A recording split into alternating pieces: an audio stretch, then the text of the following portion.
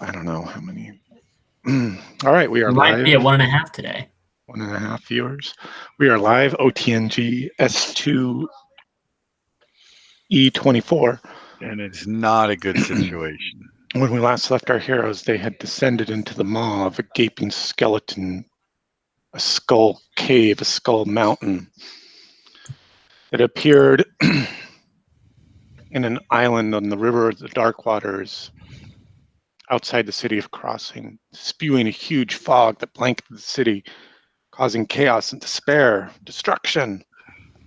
The heroes struck out across the waters to investigate this anomaly,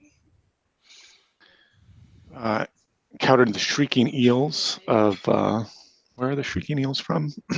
Princess Bride. Princess I know, Bride. but the shrieking eels of something, isn't it? I don't remember. I just remember the shrieking eels. And then discovered the island. In my head. Let's have a quick look. Pardon me. Let's have a quick look at the island. Discovered the island, circumnavigated some treacherous rocks, beached their boats, and climbed the hill to the Skull Mountain. Oh, and we met a water genie or a water spirit who was guarding a little pool in didn't like a us. Mixed location. Right. Because I can't read my own notes, but that's fine. It's all behind the curtain. Nothing to see here. It's all improv.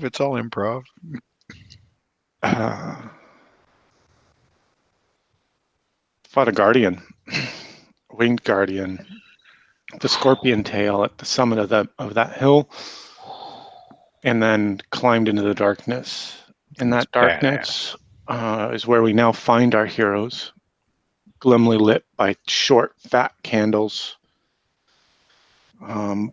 Slick slimes and mosses, pooling water.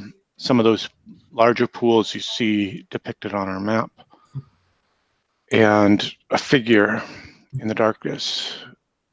A figure that pointed a finger. It warned you away from this place. Opie loosed an arrow, and that figure turned into wisps by the trailing fletching of the arrow. An illusion, an apparition. That was cool. And there's something stirring in one of these pools. That's not cool. And then there was a thought about going west.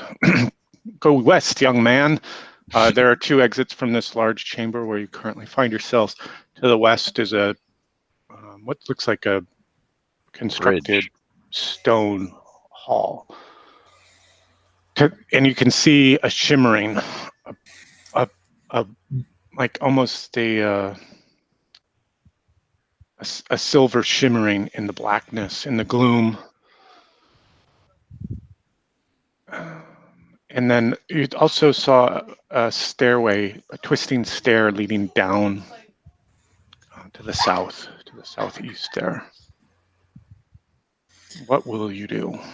Or, sorry, before I ask what will you do, any questions about the recap or setting that I might have missed last session to this one? I think we decided we want to go west of the bridge, and as we were going, that was when we noticed something coming up out of the pools.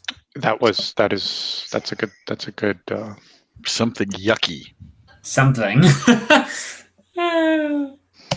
Something yucky this way comes. That's right.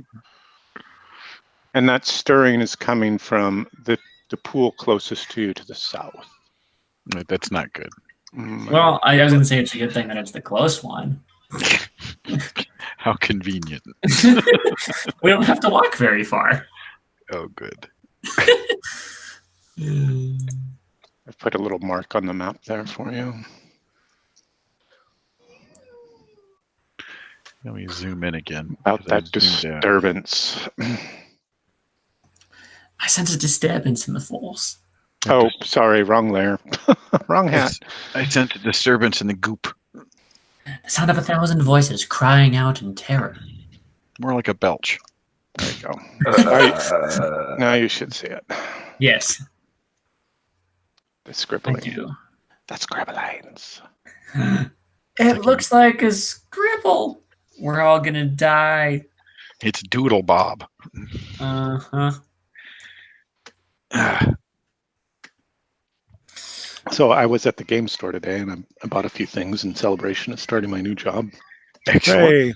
Hooray. And everything was new to me. Everything. I was like, I don't know any of this. I don't know that. I don't know this. This is bizarre. There's a lot of games I see that I go, what the hell are people playing? You know, it was pretty remarkable. And then I just went directly to the sale rack and said, all of this is new to me too. And it's 80%. I'll take this and I'll take that. Yep. So what'd you get? I forgot a few things. I got the new Roll for the Galaxy expansion, Ah. which was a whopping $80. Can you believe that? I was like, Oh my But goodness. At I guess- 80% off, it was $80. no, I bought that at retail. I also bought the Okay. Greek Hoplite Osprey wargaming rules for my new Greek collection. Mhm. And what else did I buy?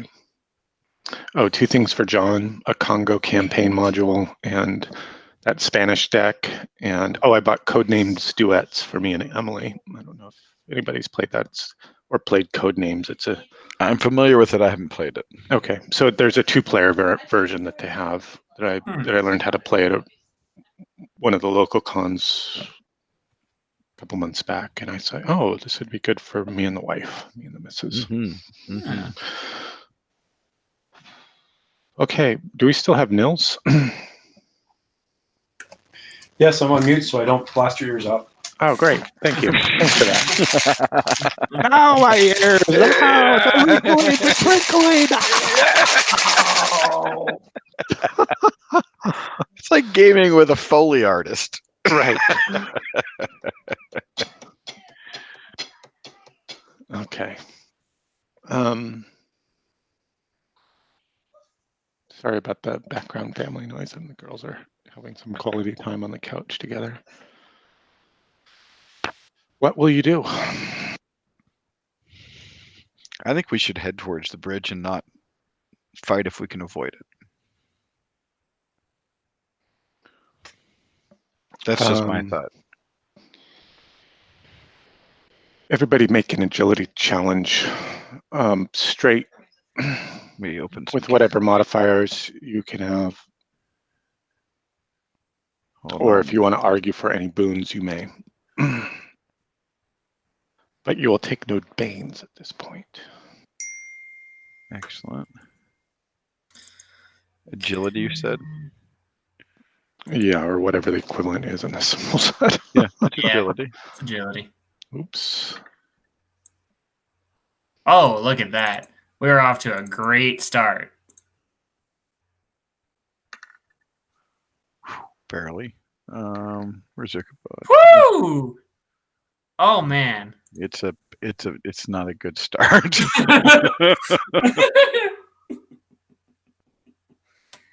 Hold on, I got one more to do here. Despite Okay. you, Cooper being the one who it was Morgan who saw what was going on. Morgan and you, Cooper, are like, Oh yeah. Okay, so those of you that passed, Ichabod, Gideon, And Opie. Opie, you lead the way. You have arrived at the Bridge. The apparent beginning. bridge. Yeah, at the beginning of. So this map is top down. So So- we're underground. That's right. Right. You're in a cavern right now with these pools about you, and then you're coming towards what you first thought was a bridge, but now you make it out as a stone constructed hall. Masonry as opposed to cavern. Right. Mhm. And well laid, well constructed. And the three of you reach that edge of the hall with what scant illumination you have, and you turn to look back, and Morgan, what's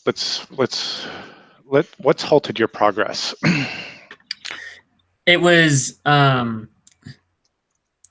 that creature. She was the one who first noticed it, and she kind of just couldn't take her eye off of it. Mm-hmm. Okay. Just And kind then of confused. And she grabbed Yukufa's shoulder to like hold him so that he could take a look at it too. And he looked at it, and he's just kind of What the heck? okay. And 808, why did you not proceed with the others to the hall? Oh, he's on mute. I'm on mute. Being that he's a clockwork, he kind of has to, gear up and get moving. So once the other two stopped in front of him, he couldn't really quickly adjust, and he kind of like bumped into them, and they all kind of got into a tangle. Okay. So you're. It's not his fault. No, of course not. I mean, why would it be? Exactly.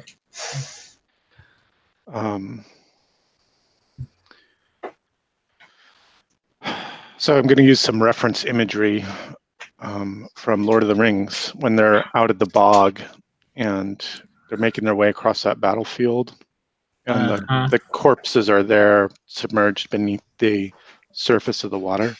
Mustn't look into the lights. And that's what you see floating.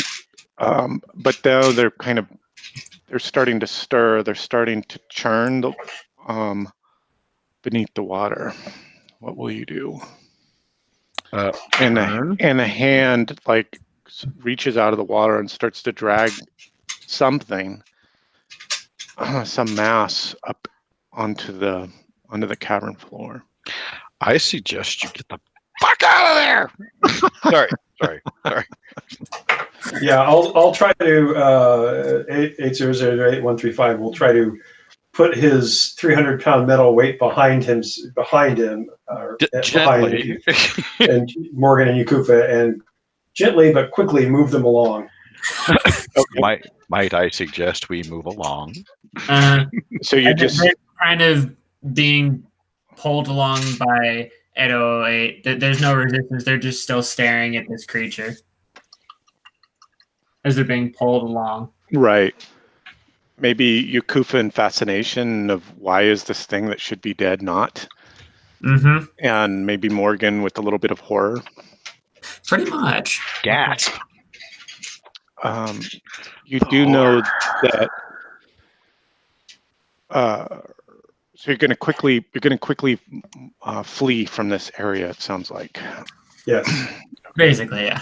And in fleeing, you know that it will be dangerous to return to this cavern. Yes. Oh, definitely. Okay. But we're hoping if we're gone long enough, they'll go back to sleep. Okay. But at least we know they're there. Okay, sure. And if not, they're going to follow us from behind, and we're going to have a total party kill, and we'll just create new characters. Stop that! Let's see. I've become rather attached to Opie. And we'll have new Yukufa. New Kufa. That's it. Yes. Kufa. Yukufa 2.0, who was reborn as a clockwork. I like Using all those leftover parts. I like my sniper.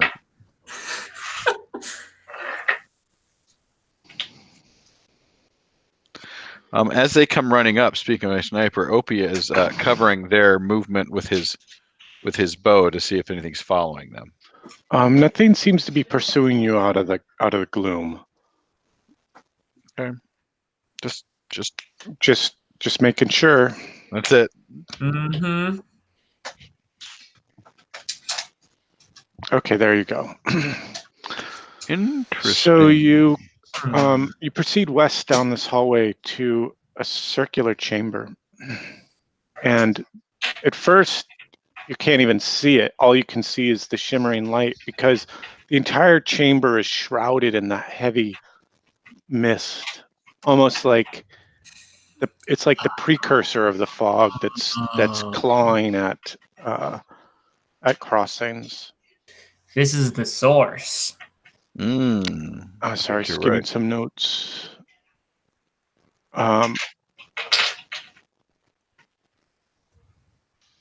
And it's choking. It's It's acidic and Oh. and it's keeping you back. You know, you don't want to. You like Opie and Ichabod and Gideon are the first. You know, they're leading the way, and you know, they kind of halt, and the rest of you sort of catch up, and you know, there's this momentary pause as you know you're kind of coughing and your eyes are burning. Damn it. What will you do? Wrap bandanas around my my nose and mouth and back out. Is there Ichabod's trying to see, is there a flame? Is this something that's cooking, or is this something that's bellowing up from beneath, or what is this? You haven't been able to tell. All you can see is just you know, as you proceed down the hallway, is that shimmering silver light in the center of the room. Okay, that's what it is. And the mists are just swirling. A208 135 says, "What's holding you guys up?" and kind of pushes past people and walks straight in because none of this affects him. Oh, okay. That's fine. He's immune to. He has some kind of immunities, doesn't he? 808. Yeah, he's immune to. Doesn't need to breathe. Yeah, he doesn't breathe. If you want, I can give you specifics, but yeah. Yeah, let's just mechanically let's just look at that for a moment. But I'm totally this absolutely none of those. He's immune to. Yeah. There we go. And none of these poison. Yep, there it is. None of these things bothered you in the slightest, and that's exactly what happens as he sort of pushes his way through and into the center of the room. You can see this shimmering. It's not a. It's just like this amorphous blob. It's too bad we don't have a flamethrower. You can see chamber. A hallways running out from the central radius of this room, like spokes in a wheel. North, northeast, east, southeast, south, southwest, west, northwest. What will you do? Oh, sorry, it's just 808 in the room. The rest of you are like standing back, unsure what you will do. Yeah, trying to make it easier to breathe. Okay, I heard that Opie was wrapping a bandana around his. Yeah, Morgan and Yakufa will do the same. Okay. Morgan will take out her water skin and dampen the cloths before she puts it around. Yakufa actually doesn't. He's wearing his helmet, so he can't really wear anything underneath that. Okay. So let's see. And Morgan, are you helping the others with their bandanas and water? Yeah. Okay. That'll certainly be worth a boon as you try to penetrate this place. So when 808 comes back and tells us what we're looking at. Yeah, there's been but I haven't heard him going anywhere else or doing something more. Well, what I'm saying is we're I'm just letting you our thinking as the people here is we got to know what we're going into before we can go into something toxic. So we're waiting until. Yep. Right. So he's going to look around a little bit. Walk up to the two hallways on either side of the bridge we just came in on, and kind of look down, see if we can see anything in them, and then come back to report to the group, and say, we can. It's like there's hallways on either side, maybe 5-10 feet away. So if you can hold your breath and run through it, we might be able to get through. Sure. And this place is kind of. I didn't reveal everything because of a line of sight problem, but as you go and poke your head into these areas, let me reveal what you're seeing, and I'll describe to you what you're seeing also.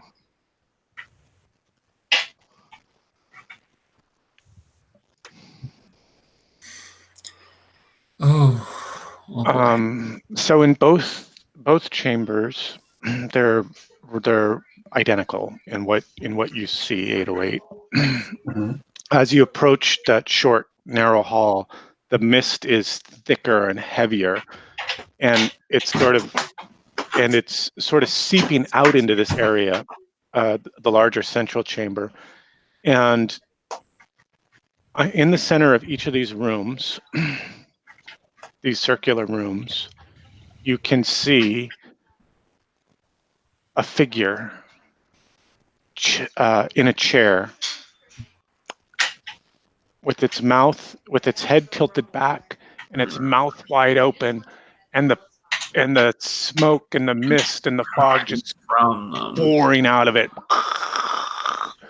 kind of almost echoing back to the imagery that we had at the mountain when you arrived on the island. Mm-hmm. And the figures in a chair, chained, bound to the chair, in a rictus of horror and pain, with its its head thrown back, spewing this fog, spewing this smoke. Mm-hmm. So you're saying that, okay, so the smoke is worse in those small rooms. It is. Yeah, it is the source.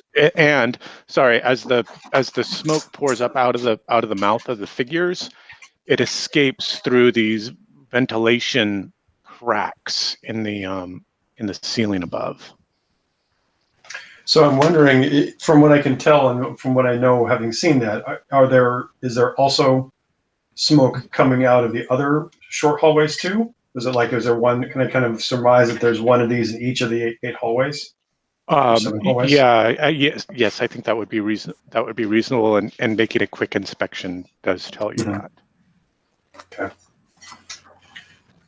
Okay, but how much time do you? Yeah, it's fine. That's exactly. Yeah, so basically as little time as possible. I'm not going to step in once I see them. I just want to try to get in a sense and come back and tell everyone. And the blob in the middle, that's the silvery light thing. Mm-hmm. Mm-hmm. And what is that doing while I move around it? It's just like. Okay.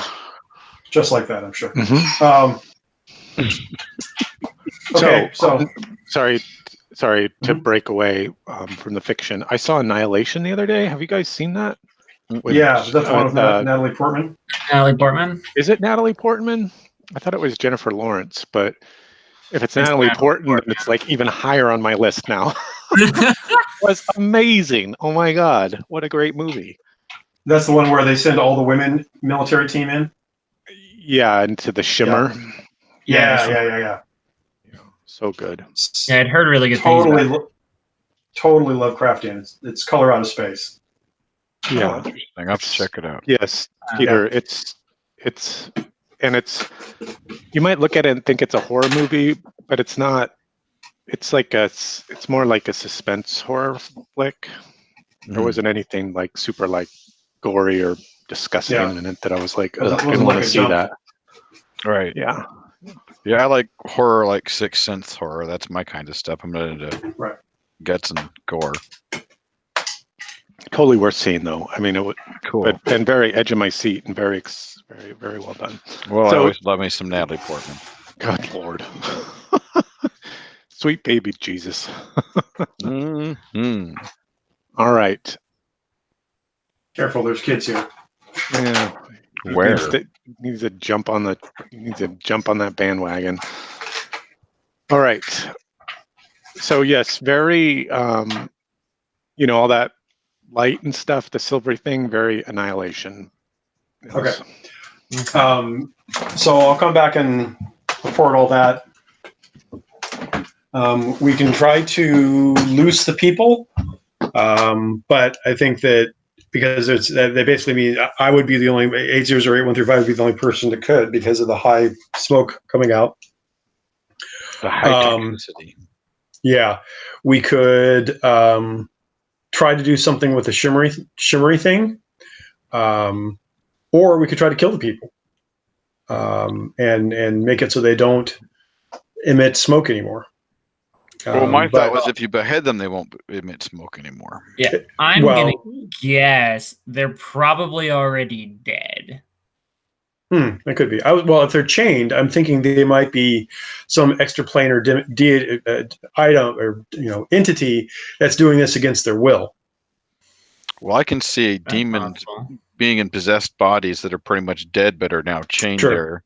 Mm-hmm. Right. So true. I don't know how easy they would be to kill. My first thought was let's hack them to pieces, but.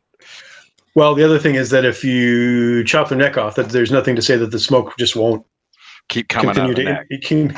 Out of their neck hole. I think what we're going to have to deal with is the shimmer, which I have no idea of how. Right. Right, but I don't think we can properly deal with the shimmer until the smoke is dealt with. Would be my guess. Yeah. Well, isn't this a catch-22? Exactly. So that then means we need to go down the stairs. Yeah, I had Which that. means we have to go back into the room that we were told is going to be a bad idea to go back into. Well, from what we can see, there's nowhere else to go. Even if we solve this problem, there's nowhere else to go. From what we can tell right now. No, but forewarned is forearmed, so we know there's stuff coming out. So so here's an idea. I kind of just quickly glance through all the rooms. I can go back in and do a little bit more of a thorough check to see if there is another way out from one of the rooms that emanate off this larger circular chamber. And while you're there, why don't you try beheading one of them? Well, let me do the check. Yeah, let me do the check first, and then Maybe we can just close his mouth. That's a good idea. Just start trying. Pinch his nostrils too. God. So Aaron, so I'm gonna make a circuit of the rooms, try to just look more closely and make sure there wasn't some other way out beyond the small 7 circular rooms, and then anything new that I see. 8 circular rooms. Sure. So why don't you? Okay. Sounds like you're going to search. You're going to search through this area. Yes. First, that's step 1, and then step 2 might be doing something with one of the chained figures. Start fucking with shit he's not supposed to mess with, Okay. And why don't you give me a perception challenge with 1 Bane because of the obscuring smoke as you're doing this searching. And Aaron, I was told to remark, Opie's going to keep an eye on our rear. Okay. And because I'm never surprised. Okay. I just want anything popping up and surprising us from there. Okay. No, 808, you don't find anything more. Okay. Nor will you if you continue to search these rooms. Now that was so close. Because if I failed that roll, do you want to burn a fortune point? No. But I was just saying, if I failed that roll while I was doing that, someone would have to come back in and wind me up. Oh no! Right. Hang on just a second. I'll be right back. I'm just grabbing a drink. And I'm actually going to go out to the garage, and I may lose connectivity for a few minutes while I'm out there. I will be right back. Everybody, break. I'm all alone.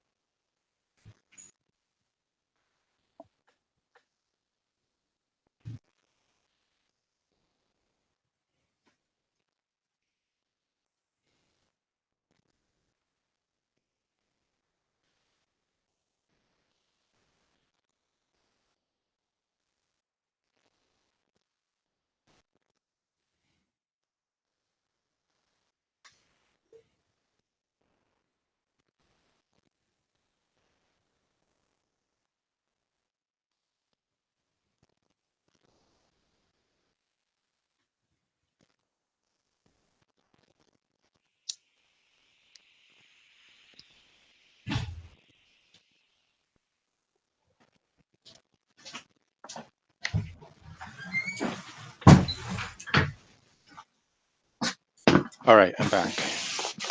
Do we have there was a searching happening. Opie's guarding the rear, and Ethan's not back yet. And Ethan's away. Oh, excuse me.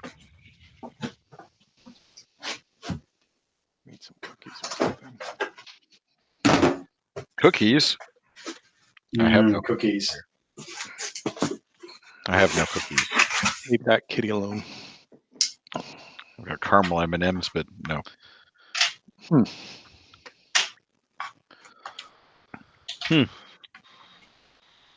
He says. Well, we don't need to wait on Ethan because it's all 808. Oh, and here he is.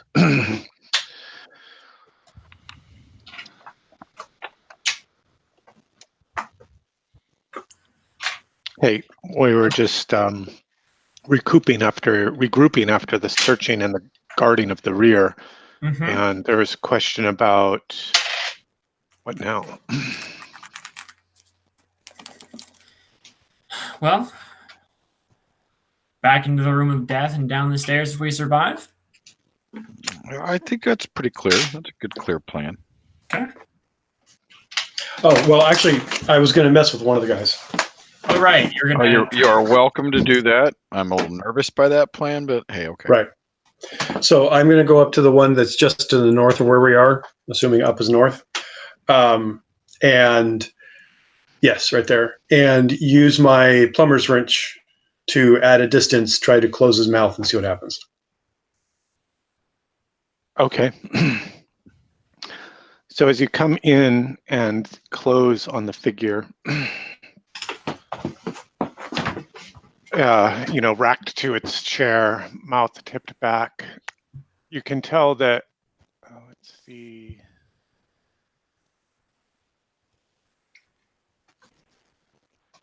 You see that it's a small child of about 6, a little girl, and weren't we you looking go for children?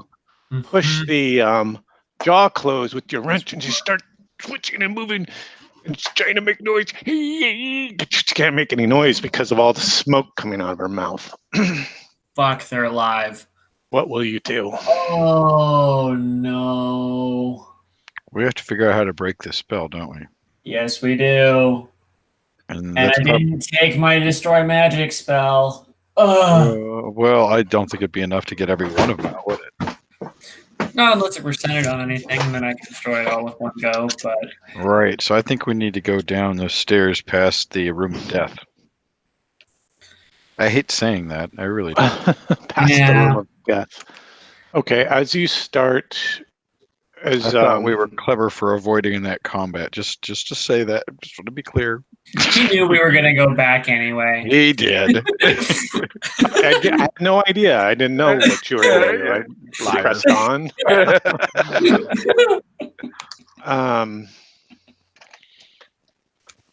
Oh crap! Opie can see something moving in the darkness, like coming. Let me give you a pointer. I see some kind of humanoid figure shambling this way. Yes, exactly, and it shambles. It does shamble. It peers into this pool, and then it's over into this one, and it's coming down towards over here. I've got my bow drawn, and it moves with that hurdy-gurdy, passage. Yeah, that movement of the undead we've come to recognize, because we have plenty of experience with various undead of various types. Okay, let's see here. And of various morals. Fucking undead. You love them and you hate them. Normal people. I fucking hate them. Just checking some notes here. No, that's fine. Make sure you check the part that says especially vulnerable to Opie's shots. And willing to talk and go back to death when discussing conversation with Yakufa. There you go. I'll just talk it to death.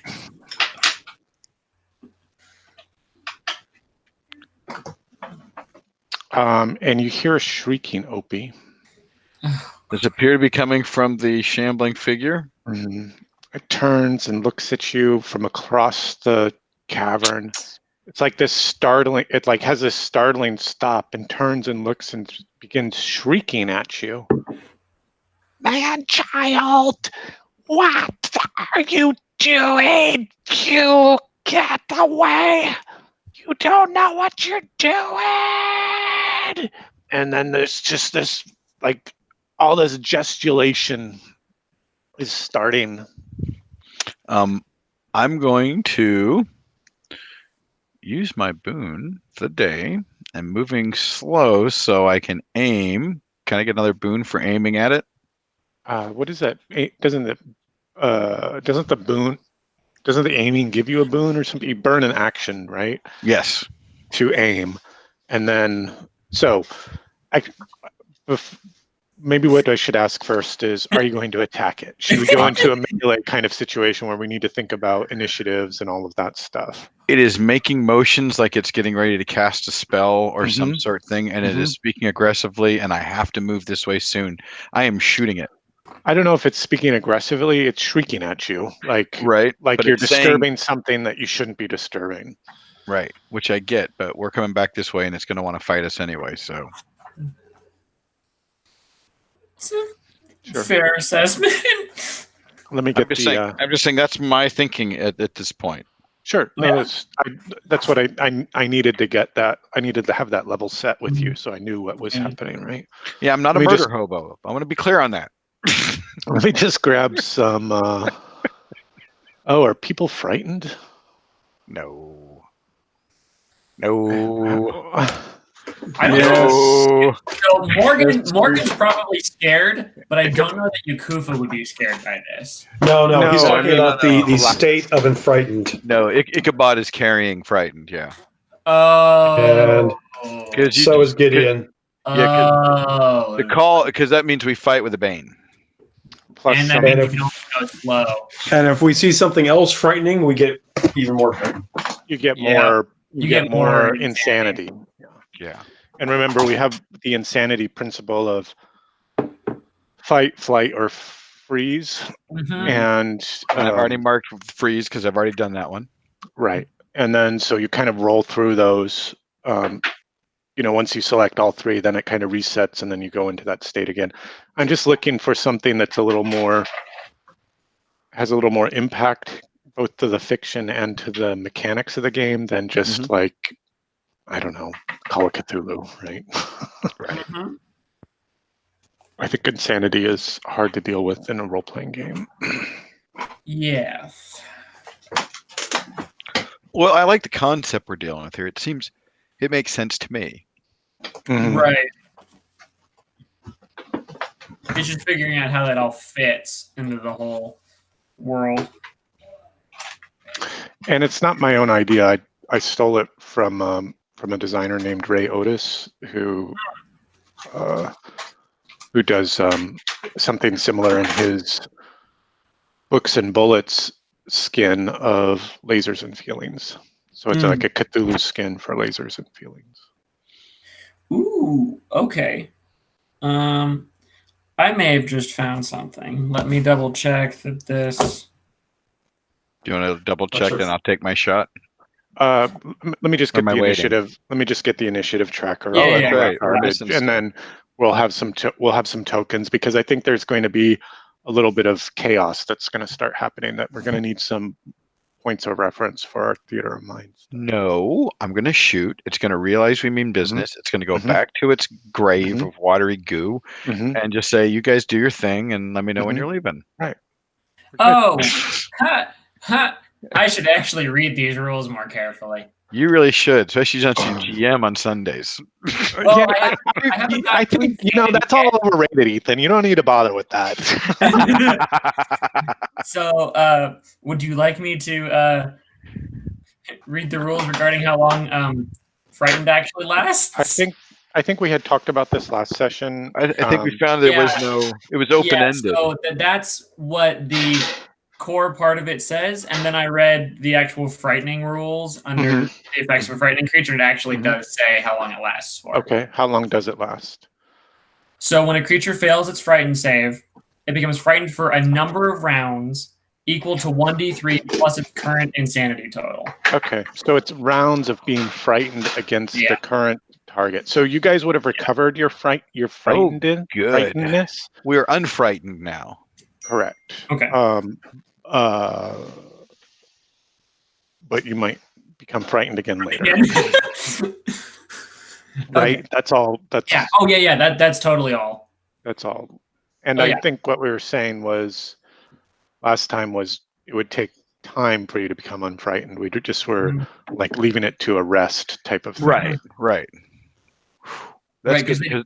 That's good because there were harder things about it, weren't there? There were bigger negatives. Well, it's just in the amount of insanity that you gain when you when you make another horror check, basically. Gotcha. Right. Okay, I've got the initiative tracker up. So I'm going to need these ones are going to get a little bit smaller.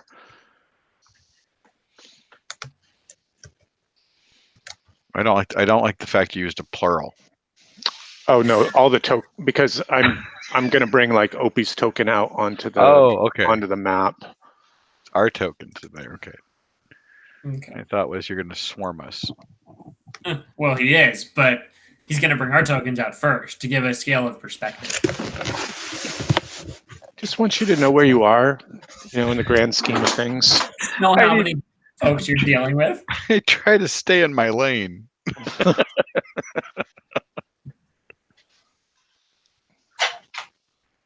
808's up here dealing with the figure. The rest of the party's still at the party marker.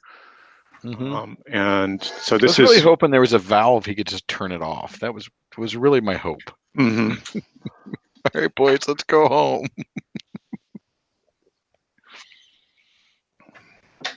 We have to rescue these children. These are the missing children. I'm really angry. They're hurting children. That's very upsetting. That makes them truly evil. Yeah, I'm sorry to do that to you. I know, but I do know how to push all your buttons, so. Don't worry, it's not a trigger or anything. Right. If it was, we could X card it and then. Well, it's one of those things. It signals to me as a player that it's like hurting animals. These are very bad people. These aren't misunderstood people. These aren't good people with strange motives. These are bad people, no question. Bad stuff. Right. Because there are adventures when you're like, you know what? From another perspective, this could mean this, and we got to be careful about how we proceed. And blah blah blah. And there is no doubt.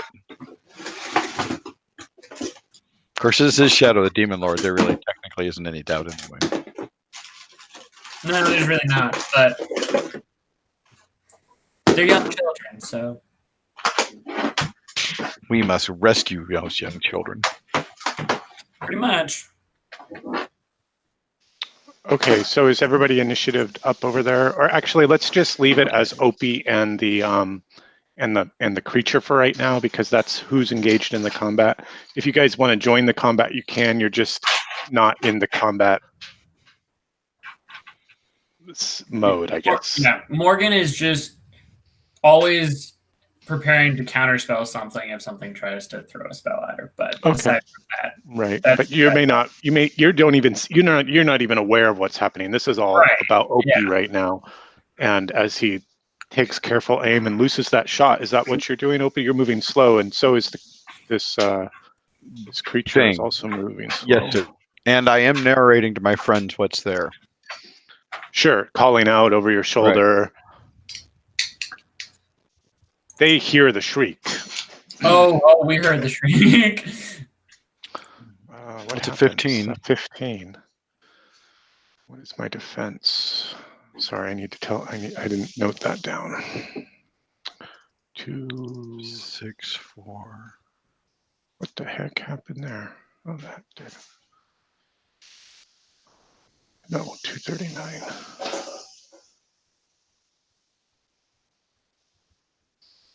That's a miss. I was hoping for 20 plus. I'm knocking another arrow. Okay. She's crafty, and whatever it is. She casts a spell. I thought she would. Yep. Or you assume it's a she because of the shrieking, the shrieking dulcet tones of a feminine voice. Yeah. Unfortunately, I can only counterspell if it's against me. I knew the odds when I signed on board. Hang on, I'm just making a quick note here for myself. But both Morgan and Yakufa can counterspell. So, what is counterspelling? I mean, I understand in concept what it means, but in the game, what does it do? So in the game, basically what it is I have the ability to impose banes on anyone who tries to cast a spell at me to try and make their spell not go off. Is that like a triggered action, or? Yep, it's a triggered action. But I can only do it if the spell is in any way targeting me. Okay, good to know. I won't be throwing spells at you. Just kidding. Just kidding. The Ichabod is going to move down to join Opie. Yeah. Obviously, he can't join in right away, but when Opie says we got movement, he's going to come down and help out. Well, of course she's going to cast a spell. Some crazy guy's shooting her without any kind of provocation. Don't She's just trying to warn us about something. Don't even try that. I think this is the first spell that an enemy we've faced has ever cast. Might be the first spell casting foe you've faced. That's actually cast a spell against us. No, the Maggot Queen did. Maggot Queen She did not very successfully. Okay. Yeah. But she did have some spells. Hmm. And I'm still trying to figure out how to manage spells from a GM perspective for my NPCs. So it's a Yeah, you guys all know how spells work, but I'm like, what is this? How does that? Huh? What is it?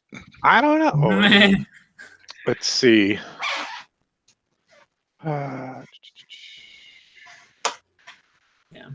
And Yakufa will begin making his way up, but he's not in combat this round. So,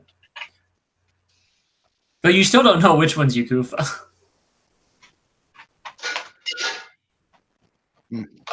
Okay, interesting. Because his two doppelgangers and him are still blinking back and forth. Oh, that's right. He has doppelgangers. How long do those last, Yakufa? They last for a length of an hour. So, given how long 808 was searching, we're probably at between 15 and 30 minutes left. Yeah, let's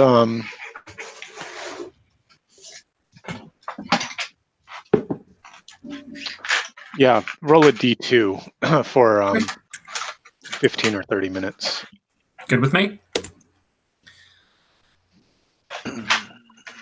Low, so 15. Okay, so about 15 minutes left of this, probably through this combat, essentially. Now, they're the same, we can do the same thing with them that you did. If you can figure out a fictional way to apply them so that the foe might be distracted or attacking you, we can just auto-eliminate them on a if you want to throw them into the mix, basically, right? Or or they can be closer to you, and then if you're hit, then we check to see if one of your doppelgangers was hit. Right. Okay. Yeah. Sounds good. All right. What is happening here? Oh, short range. All right, so in the gloom, she's closer than you thought. Oh, crap. She moves that's why I missed. Yeah, right. And it's probably maybe because she was moving and, that she's not staggering like a corpse, but she's like, she's there. Now she's here. Now, where is she? Cripes, she's fast. She gets really close. Oh, that's not good. Oh. How close? Within short. So she's like 15 feet away from you. Okay. And then she sees the rest of the party at the other end of the hall. And Ichabod coming up behind me. And she just she just begins sputtering obscenities as she looses the spell, throwing back the hood that was covering her head, shadowing her face. I have a handout for you. Oh no, there's a handout. Is she gonna do the Shrieking Skull spell that Yakufa used against the yeah. Everybody needs to make a. Oh, she's beautiful. Oh. Will challenge the horror frightening thing or whatever it is. Yep. Looks like Rich's mom. But actually, so far it's only Opie that needs to do that. So, but let me get this spell off. How the heck this is going to work? Okay, I'm making an intellect tact against you. Okay, so I need to make my horror roll first. You can do that at any time you want, and I don't remember how it's supposed to work. So you make a will check against your current sanity total, something like that. Let me double check for you. But Yeah, it's a will, let's look at the rules because everybody's going to have to do this when That's they fine. see her. and she's But- frightening, She is horrifying. horrifying. Okay. And so the spell, I need to do an intellect roll. You're saying? No, I'm making an intellect attack against you. So it's my attack against you as she tries to sling this spell Okay. at you. Ones All are right. nice. You could roll a 1. That would be really Ones. good. It is a will challenge roll. For the horrifying Or thing. for horrifying. Yeah. All I gotta right, get it let's do this first. Let's do the spell, an intellect challenge. I don't like her. I'm not judging. I don't like her already. She's very abrasive. Mm-hmm. Oh, that was so nice. Note that she was a +6. I was just noting it exactly. And I'm glad I said 1. All right, now I need to take down my castings. I'm using my boon. No, hopefully that was her level 5 spell. I pass it. Woo! Okay, good. So you're like what I was totally expecting that. That's right. Lady, you got nothing. It was your act of not being horrified that threw her spell off. Oh, I know what I forgot to check. Shit. Just probably the act of seeing all of you guys there, like what? She was like, the- "Oh, fuck!" Do I So have a shield? as a game master, it's kind of interesting that that monster has spells, but I don't know what any of them do. So I'm just like, pick that one. Then I go and look it up, and I'm like, oh, okay, I guess that's what they do. Yeah. That's how I've been learning it. Yeah. Yeah, I'm always hesitant to use spells on NPCs with the randomness that they can do, in like DCC especially. But Yeah, and then you have the whole complexity of spell duel and blah blah blah. oh, geez, spell dueling. It's such a cool concept and such a complicated mechanic. I think your dad fixed it. I mean, he made a fucking flowchart. I mean, a procedure. He wrote spent a like spec. I think he just spent an entire day trying to figure out how can I like simplify this and still make it cool. Well, make it a procedure, right? So that you can Yeah. follow along. Yeah. That's a smart way to do it. He is a tech writer. Yeah. I mean, that's what he does. Yeah. Yeah. All right. I do All not right, want we're- to close with this oh, thing because sorry, she's let's closing with see. me. She has a thing. She has a thing. She should go see. She should go to the doctor about that. She should. Probably. And she get probably worse. should sleep apnea. That's why she's so grumpy. Mm-hmm. Mm-hmm. But that's a definite possibility. Mm-hmm.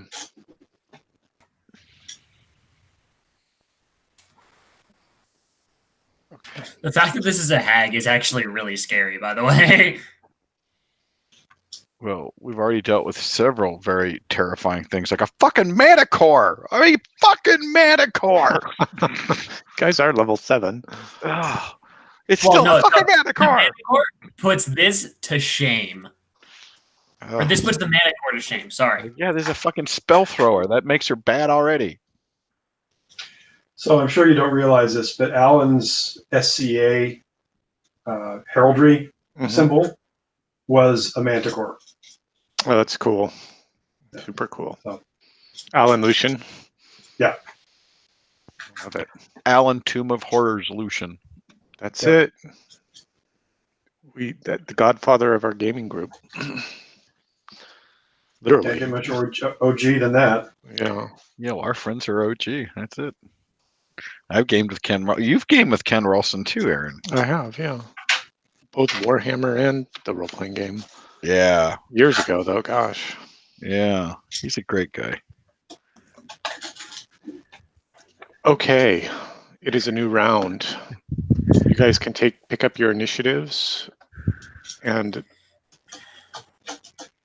Okay. some crazy stuff starts happening. But go ahead and set your initiative. Yakuva's Okay. going fast. He has got to get into his divine ecstasy so he doesn't get frightened. Oops, I'm making marks. Sorry. And I think Ichabod has to move slow to get up there and do anything. I don't think he's all the way up there, is he? He's not. He's still I know that you are moving him towards the east, to the east, to the cavern, but that was all like kind of the initial quickness that sort of started this all up. So I will put him on slow because he's moving, and either he has to move fast and down there, or he needs to see what's going on and react. Either way, he will continue to move slow. But I'm moving Opie to fast because he's taking a shot. Morgan's gonna go fast, and he's watching carefully, not only to see where she is so I can hit her, but also seeing how she moves and if she's favoring something. Because as soon as she's in close range, I want to tell. I mean, in melee range, I'm telling my friends what I see. Mm-hmm. I think she's blind in her right eye. That's that kind of thing, you know. Oh, yeah. So we should shoot the left eye. The book is Gideon, right? Yes. Mm-hmm. Okay. And I think that the red dot was supposed to be frightened, but for some reason I don't have control of it enough to. No, only Aaron can do the dots. I'll fix that. I'll make sure everybody can. Oh, you guys can all move them, right? Yeah. I can move mine. I think if you click on the thing, you can like call up a menu. Oh, there we go. Okay, I'm not sure. Yeah, I can get to it now. I'm not sure what I was doing wrong. So yeah, both my guys are going so slow because. Yes. Because they don't want to get frightened again. No, because stuff. Because frightening. Because they can't even. That's it. All right. Well, I guess I'm the one in combat. Eesh. So how do I show this? Leave blank for no bar. As long as you don't go into melee before the end of the fast turns. No, I'm trying to take a shot. Okay. Just because there's something that I want to throw at her that could potentially affect someone in close combat with her. So I'd rather not be in close combat until I've got backup. I think that's a wise choice. Yeah, but she may close with me first. Okay, a few things happen as we're getting ready to start this second round of combat.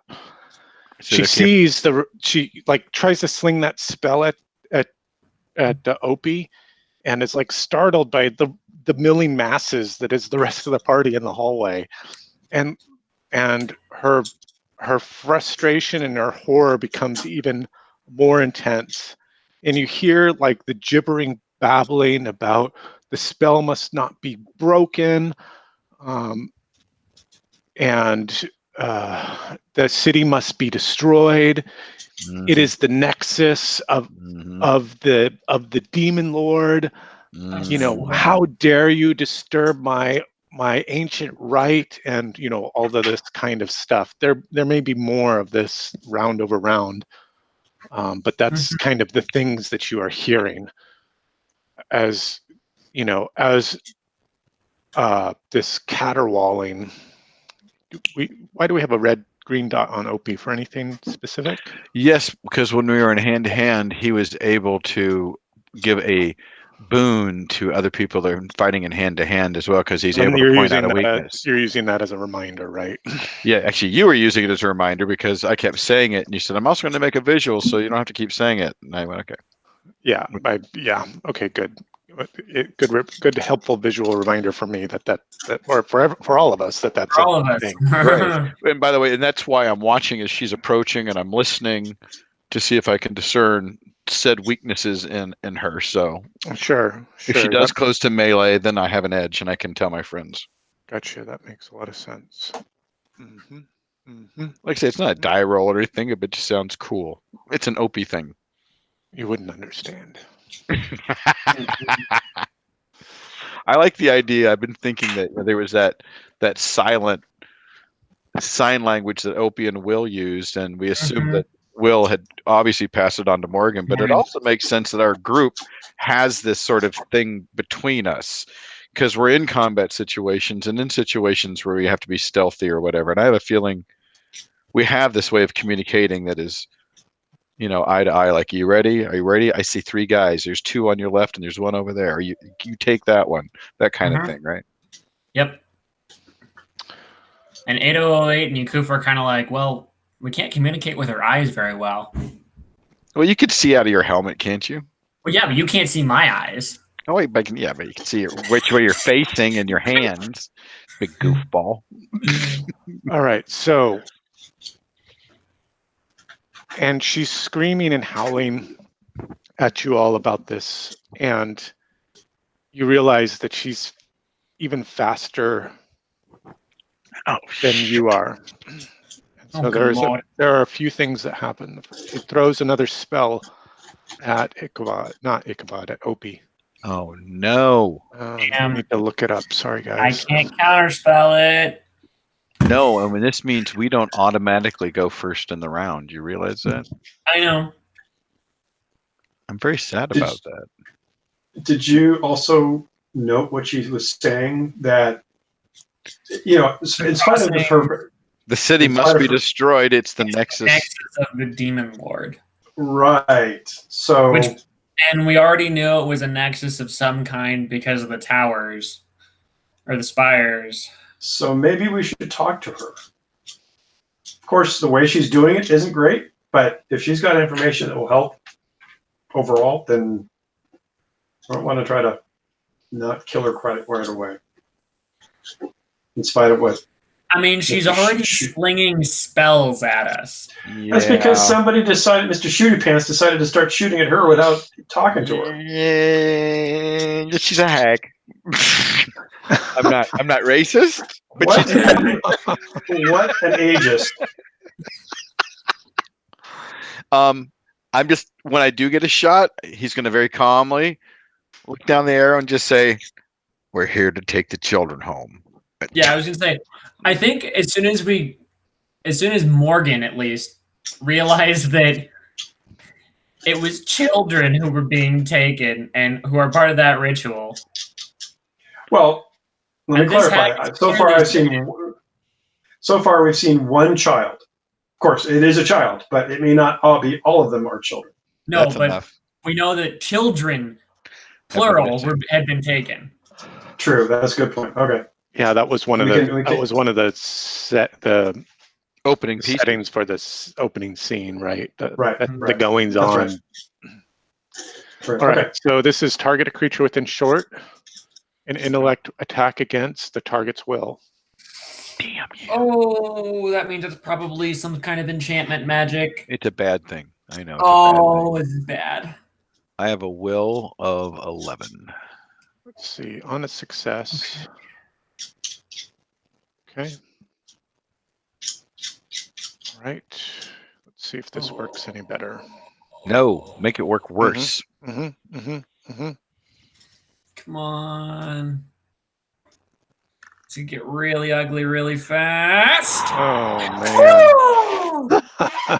Fuck. Oh, and it should have been with the Bane too. So I gotta change my pants. Let's see here. Mark down my. She's faster than we are. And now she breaks the distance. Shit, Saber's out. Well, that completely changes what I was gonna do. Right, what do you mean by breaks the distance? She closes to hand. No, she runs back. Do I get a shot off before she does it? Nope. What? And bitch.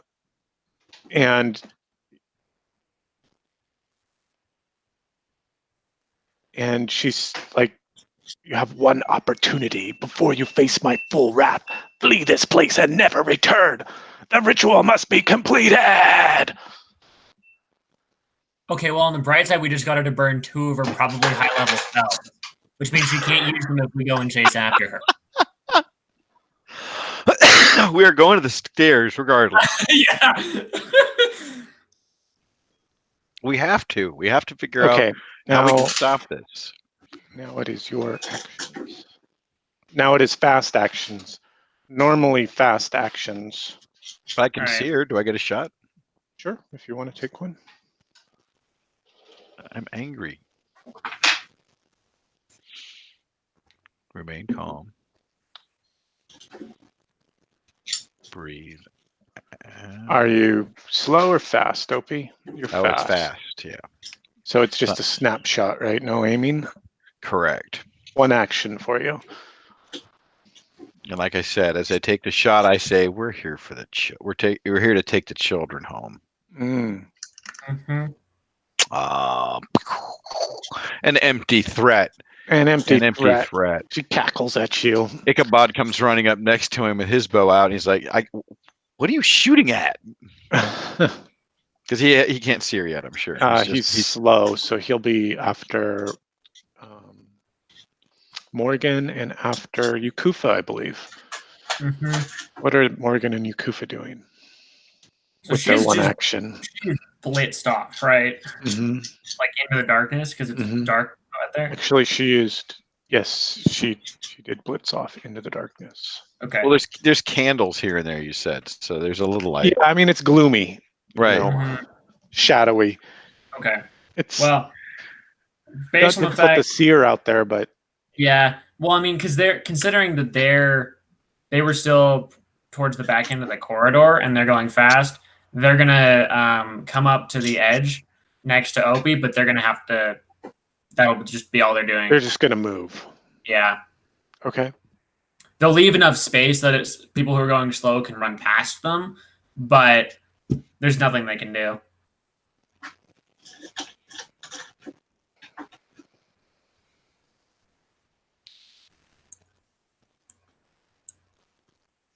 Something like that. Yeah. Pretty much. Ichabod comes up behind him too. He's like, "What is it? Where is she? What are you shooting at?" Okay, now it's slows. Everybody else, that would be 808, Gideon, and Ichabod. Yeah, he's moving up behind the group because moving up towards Opie. Yeah. With your bow out and ready. Right. You have a second action after that movement. You can be pretty much anywhere you want to be up until like about this point.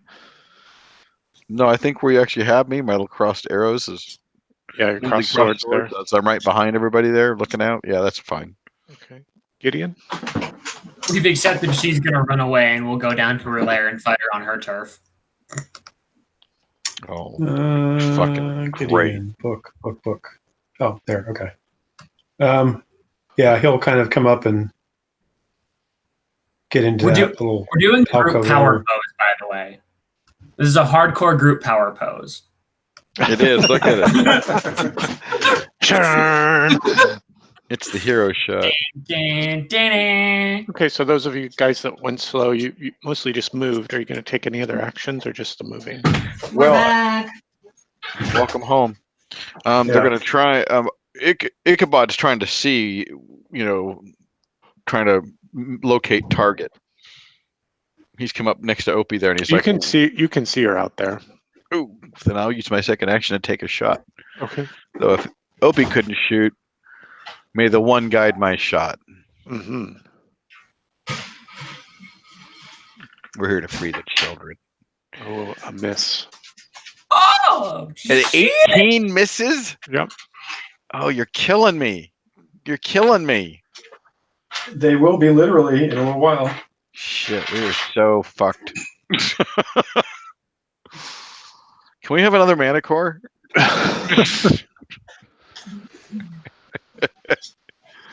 Please?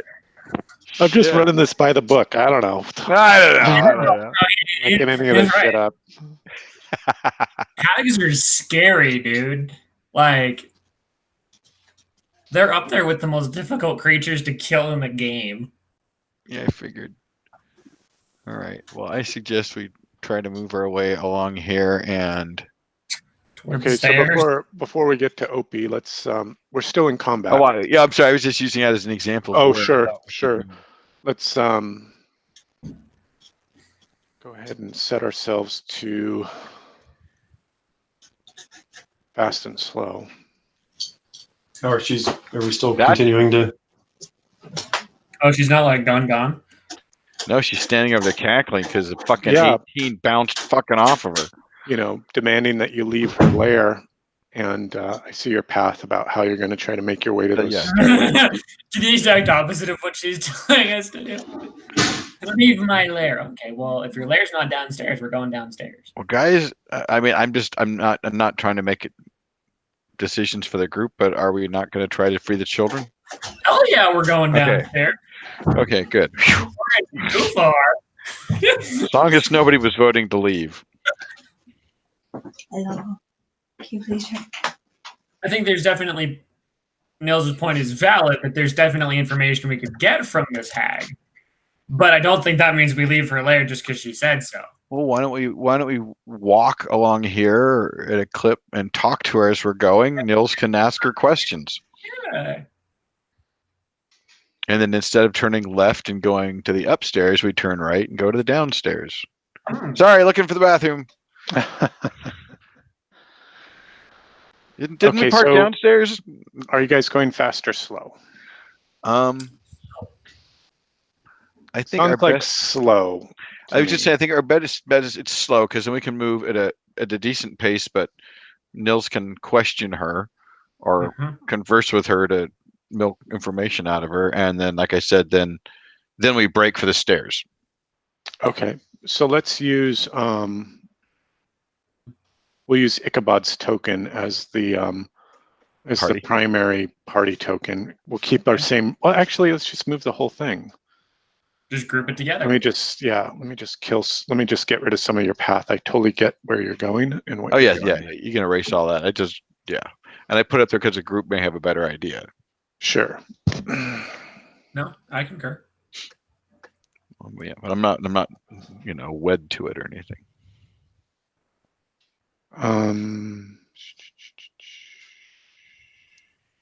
Everybody except for Opie make a will challenge for the horrifying. Oh shit! Right. Like, damn it! I didn't do that. Okay. Ichabod doesn't have a. Oh, well, he's got no banes, just straight will challenge. I'll make it. You think Yakufa would be better at this than he actually is? Fuck me. No, you know what? I'm burning a fortune. You are.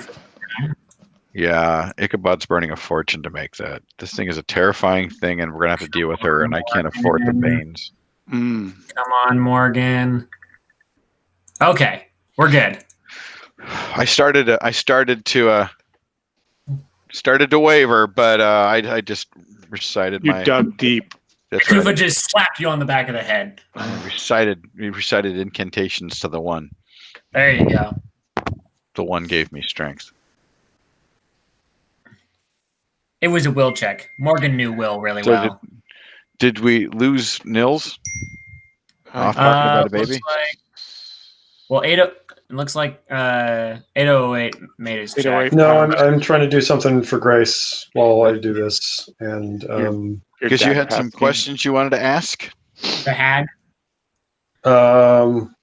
yeah, that's. Hold on a second. Yeah, we'll give you a minute. Well, I need I'm gonna another refill my drink iced tea. anyway. I'll be right back. Yep, I gotta rinse out this bottle anyway. And get some water.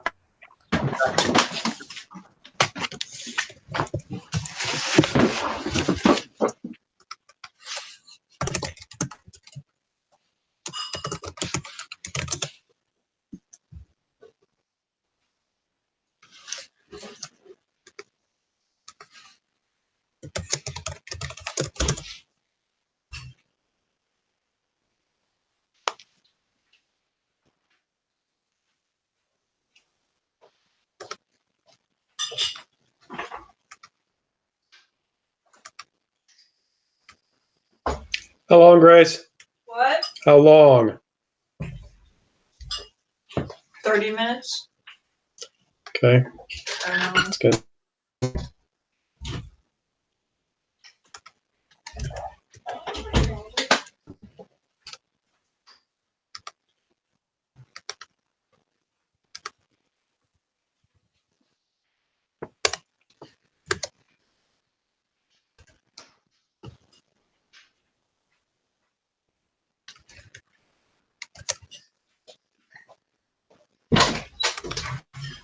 Did I leave my phone in here?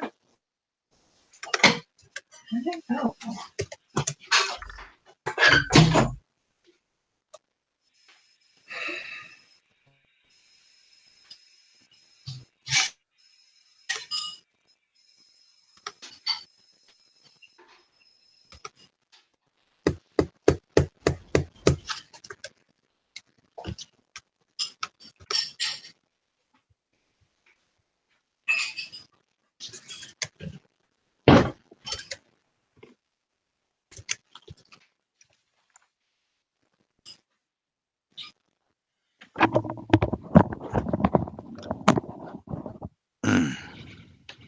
Oh, that's not a good roll. Yeah, I want everyone to get back and discuss it before I move on.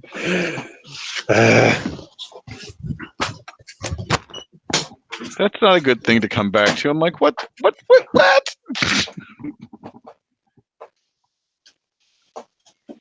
I'm sorry that happened to you. Yeah, that's like the second time. Well, I missed mine too, so I burned a fortune. Yeah. Gideon and Ichabod are just a little jumpy, man. They've seen some shit. All right. Well, Gideon's already, kind of half crazed as it is. So That's right. You should then be immune to fear.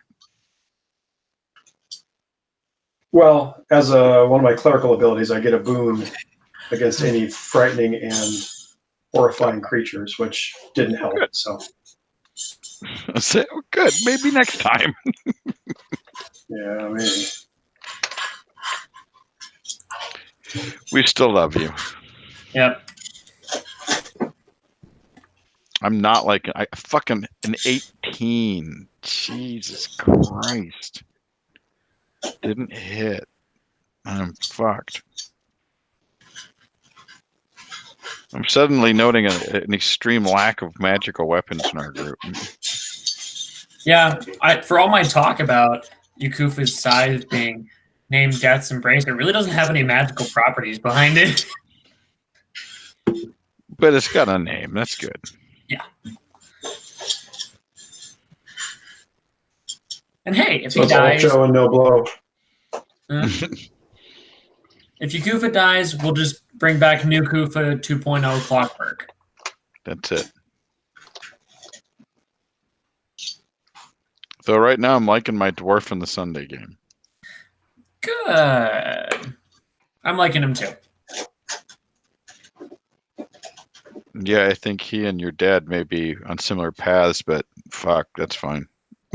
Yeah, I think what's going to happen is you two are both going to be engineers, but my dad's going to take a more roguelike path, and you're probably going to take more of a warrior-like path. Yeah, my plan is to go technomancer. Yeah, my dad's idea is he wants to be basically kind of like a puppet master in a sense, Mm-hmm. where he's got lots of small contraptions that follow him around and fight for him. Well, there's. So he basically wants to be blanked on the name. The toy maker from Blade Runner. Yes. Oh yeah, JF Sebastian. Thank you. Home again, jiggity jig. Good evening, JF. That's still on your homework list of movies you must see. These are my friends. The saddest part I is made I them. own the movie. That's the saddest part. What's the saddest part? That I own the movie. What? So now that everybody's back, please look at the screen. Notice I rolled a 1 with a boon of 5, and I still failed. Well, you rolled the 1. I think the 1 is the winding you down part, right? No. That's this is Gideon for his. For the will save. Yeah. So failed as well. Say. I was saying it's Is that 2 for 2 for Gideon now? Yeah, well, same thing with Ichabod. I burned a fortune. Well, and that's the annoying thing is if I burn a fortune, I'll pass because that 6 will make it a 10. Right. Yeah. But it just seems like burning a fortune to get 1 point. You'll auto succeed. I mean. Okay. Yeah. All right. But it seems like burning a fortune to get 1 point is kind of like useless. But and if I fail, then I get 1 insanity and I'm frightened for how long was that? A D3 plus number of. It is a D3 plus your current insanity. And it's fighting. Which could be like. Right. Well, I will take it. I will be frightened in order to further my fanaticness. Well, you just take your insanity check as your first one is fight, you know? Well, you can only fight. I can only fight. Yeah, that's great. No, he can insanity freeze or flee. Well, no, because because his resolve is just broken. Except for I think the zealot thing is he never runs away or something like that. Yeah, right. Yeah, if he becomes insane, he immediately attacks the closest thing to him. Yeah. Friend or Oh, foe. Friend or right. Just okay. Well, that's fine. That's you fight or fight. Right, exactly. Right. I should bring this up. Uh-oh. It doesn't have. It's not going to affect anything now, but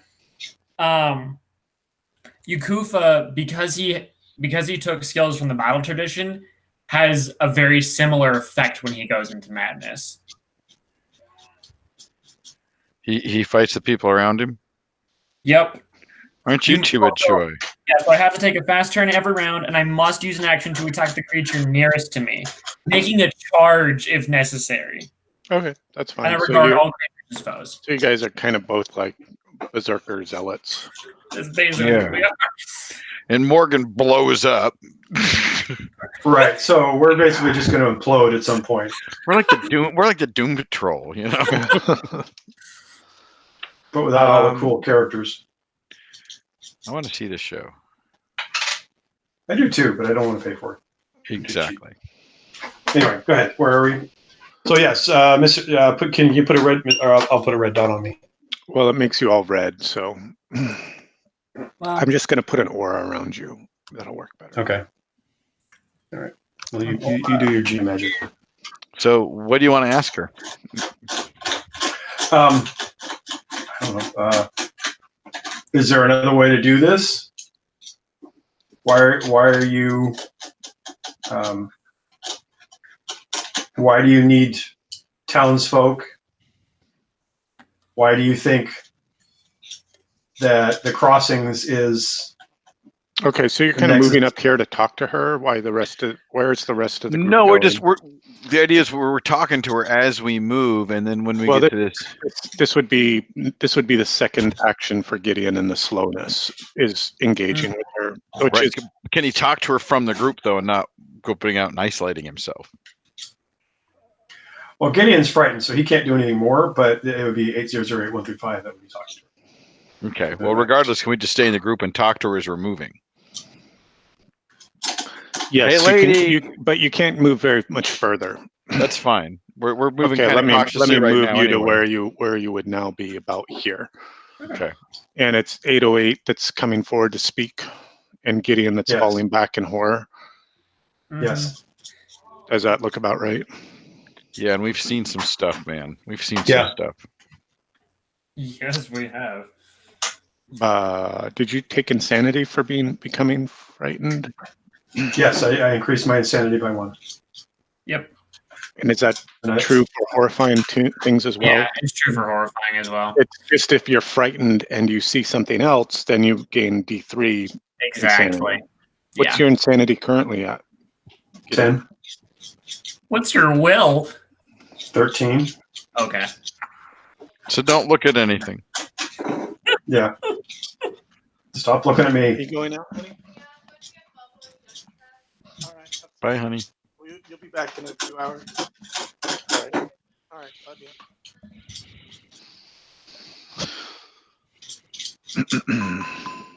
Seems to be the night for it. Erica took Grace out to go clothes shopping at 9 o'clock for some reason. Oh, Emma's going out to meet a friend for coffee or something. Oh, okay. I thought that was Emily.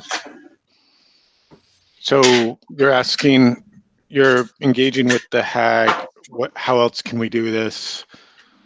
What else did you want to? What else are we trying to get to? Do you have to use townspeople? Why is it that the city is the nexus? The demon lord. We want to stop the Shadow Lord too, but we won't let you hurt the town. No, she's trying to summon him. No, I think that's not what she said. She said no. She's trying to prevent something from happening at the crossings to cause him coming. All right, go ahead and make a personality. Do they have personality in this? It's just a will. Make a will challenge with a bane because you guys are fighting. Right. And We're in sort of a truce mode. Bunch of missed arrows doesn't really Well, count as. she's laughing at us. Yeah, yeah. So I'm going to argue very weakly for a Bane because of my informant and criminal background as a way to try to get information and not coerce, but convince So you're looking for a boon. So kind of using your interrogator skills to get them to say something or to answer a question, or to ask a question in a roundabout way where you go, aha. Yeah. See? Yeah. All right. Go ahead and take the boon. That's fine. Okay. So it's even, and Will.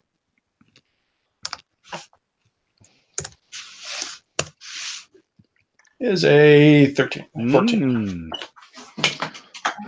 Okay, so you pass. So she's willing to she'll tell you a little bit more.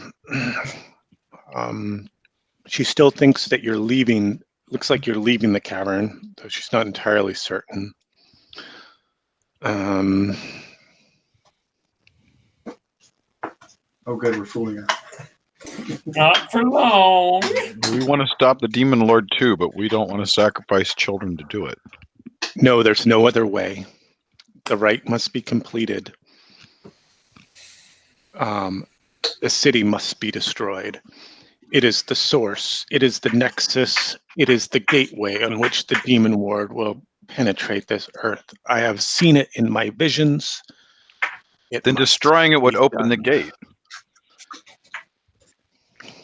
Nope, he says, the city, the lines, the ley lines, they seal the gate. Don't you know you're going to open it by doing that? She says, fool.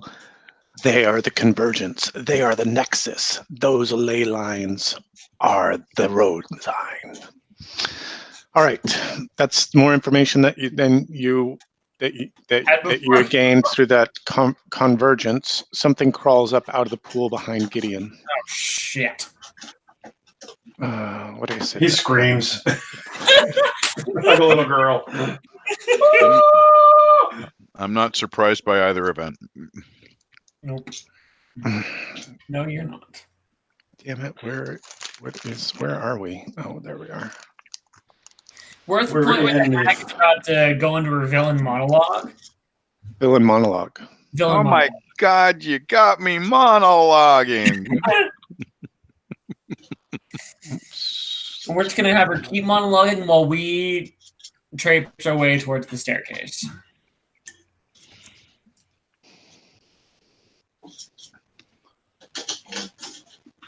I don't like her. Oh, that's it.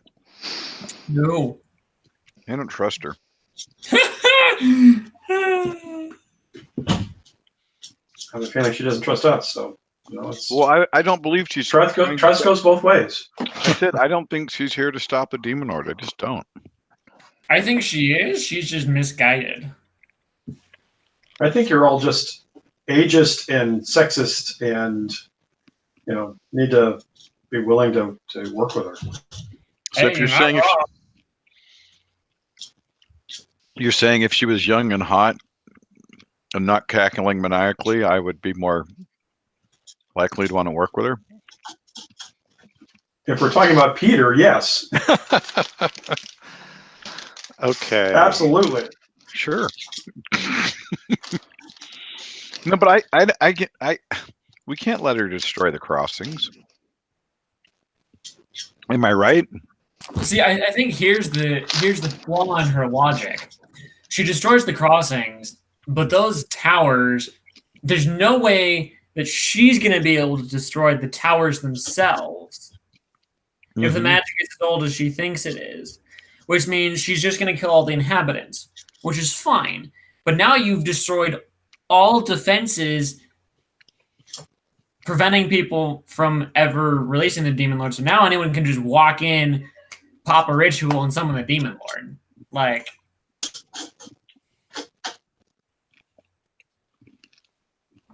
faulty logic. Well, you're posing your question to a crazy man who thinks that most of the city should burn because they're old god people, and a clockwork who is in an existential crisis about why if humans should exist at all. So you're asking the wrong people. And basically from the hag's perspective, man's the ruin, right? It's man's ruin that's calling the demon lord into this plane, and Sure. it's his pitiful existence on, in that nexus point that's allowing the demon lord to harvest the souls and to do his bidding, and that's why it must be destroyed. Oh yeah. Her logic might be flawed, absolutely, but she's hanging all of that on there. Oh no, I agree that she's using the kids. That's where I'm like, okay, now I know we're right. We have to stop it just to save the kids. Morgan is pretty well understanding that the logic of destroying the spires and crossings to prevent the demon lord from ever coming back makes a lot of sense. But having spent such amount of time in the crossings and being magically attuned, you can't destroy them. That's the problem. How many rounds are you frightened for? Was it? Gideon? I'm sorry. Was it a D3? D3 plus your insanity. Ooh. Does that? Oh, 1. So 11. Or I guess does it count before or after you add the effect of this fright? 10 or 11, depending on how you count. In this case, I don't think it's going to matter, but I'll double check for you.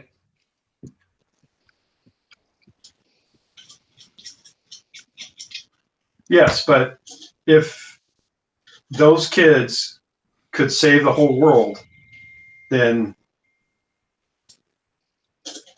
that would be something to consider, wouldn't it? A greater good. Yeah, of course. Okay, let's see. There's some shit happening. It's a new round. Are you guys going fast or slow? There's a thing attacking Gideon. Well, something's happening behind Gideon. I don't know if he's noticed it. We all noticed it. My peoples are moving slow. Oh, what climbs out of the water? Good question. Yeah, that's a fantastic question. Something. A puppy. Something fashioned out of the body parts, harvested from the dead. Not just men, but creatures. Animated by strange magic or maybe weird science. Open. I think Will fought one of these.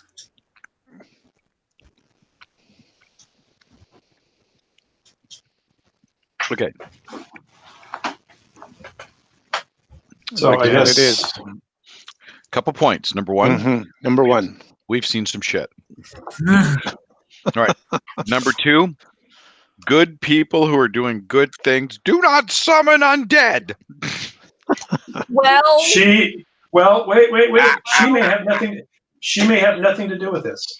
Could just be the neighborhood she can afford to rent in. I was just going to point out that technically Yakufa was summoning the dead. Like no. Technically, that was an error. Anyway, Gideon has to go slow. 8008135 is going fast. Yeah, it was an error. That's why we have new Kufa. Ichabod and Opie are going to go fast to shoot at that thing. Morgan and Yakufa are going slow. Okay, everybody's programmed there. No, I'm just talking. I've got him. Yes, I'm programmed and ready to go. I'm drawing on the board again. Peter, you said they're going to shoot at what thing? The undead thing that's coming up past Gideon, coming up towards Gideon. Okay, I wasn't sure if you were shooting at the witch. No, they're still going to. We can still pretend to be peaceful with her, but the nice misunderstood old lady. Mm-hmm. But undead abominations. Well, there's a reason we call them abomination. Yeah, you get to deal with her. She's your new friend, I can tell. Mr. Hag Appreciation Society. Good old has been.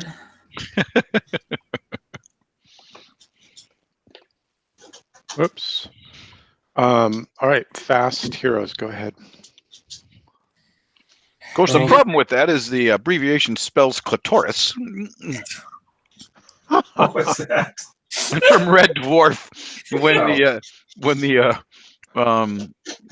the shape changing thing that eats their emotions turns Rimmer into a prat. I thought he already was. It's like just about most of the two fat lardies rules. So shoot, you guys, shoot before 8008135 goes in and hits something. Okay, Opie gets a no, Ichabod, sorry, got an 11. Maybe.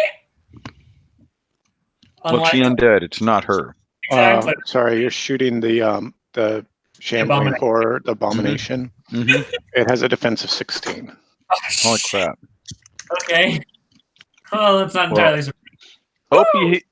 Opie hits it, and he rolls over 20, and he beats it by 5. So he's going to try to do it twice if it doesn't go down with 10 points.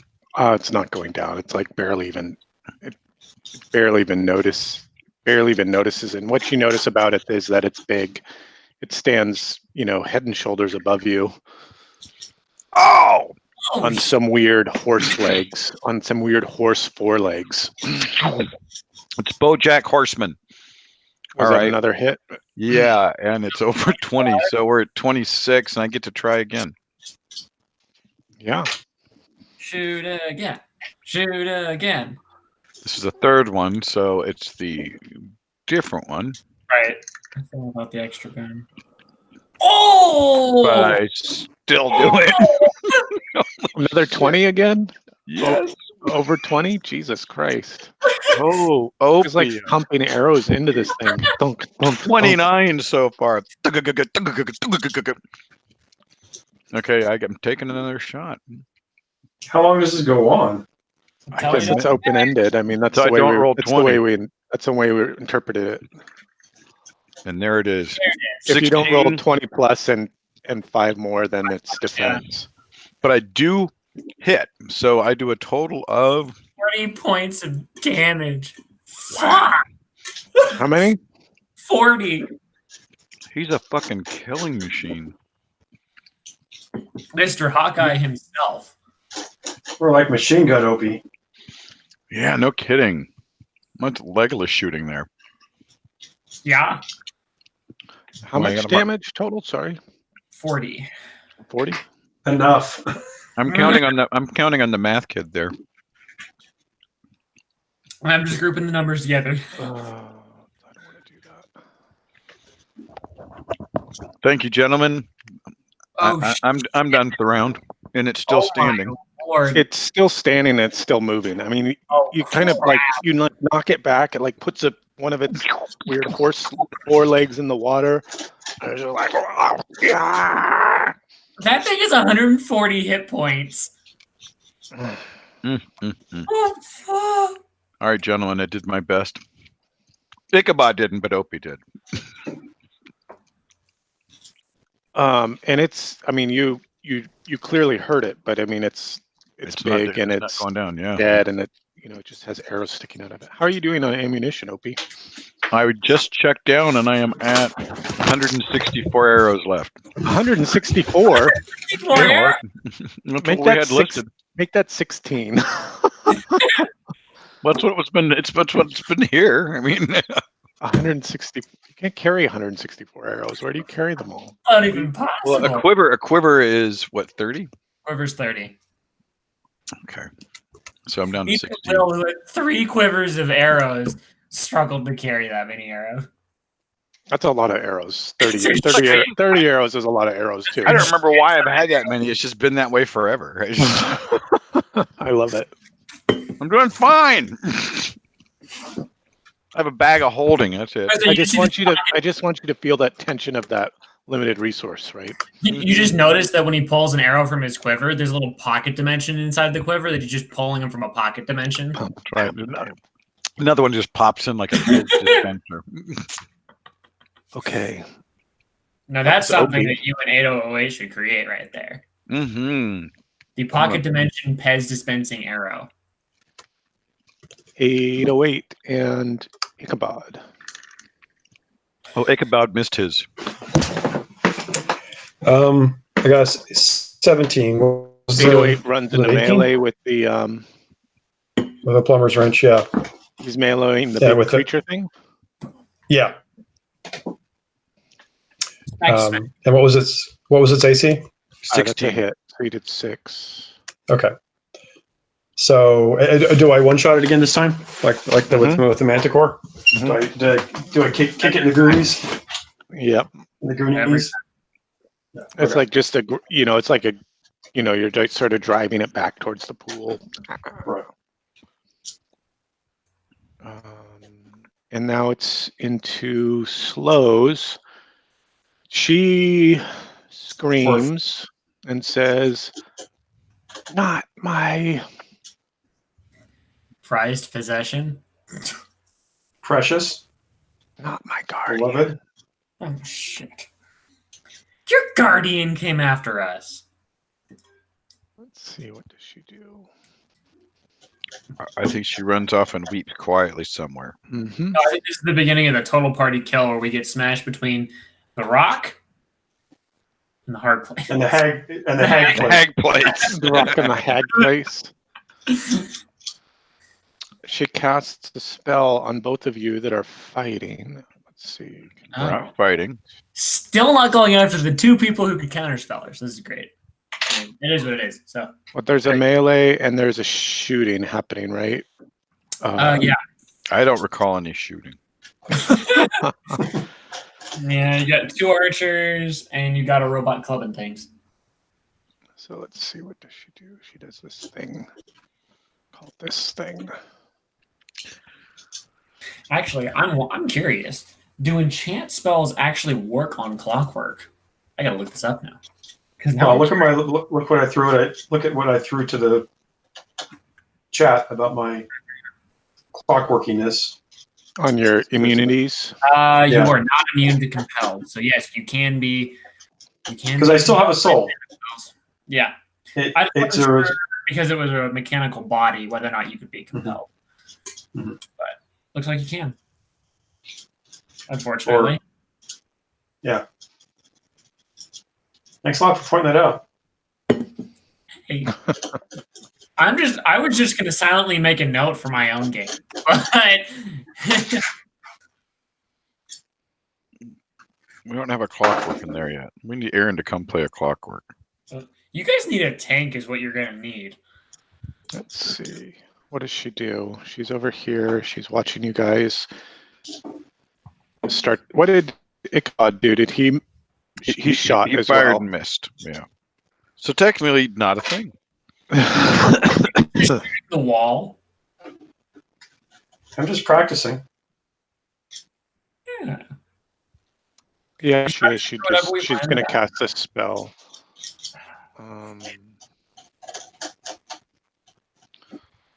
Casting this spell. It's an intellect attack roll against the target's will. Let's do Opie first, since he's like the most egregious of the bunch. Oh crap. It's all perspective. This is where I sometimes wish I had enchant spells. All right, attack. Intellect attack. This one's going to be against Opie, and then another against Will. Not Will, Ichabod. Ichabod. Against will and spirit. Go after Will. We don't mind that. Oh, I think that's Oh, going to well, be a it's hit on gonna- Opie. Oh, that's not even a question. Shit. What's it do Oh, to that's me? with the mods already thrown in there. And against Ichabod. You could roll a lot worse than that if you'd like. That would be fine. I said Oh, worse. this worse for you. All right. She starts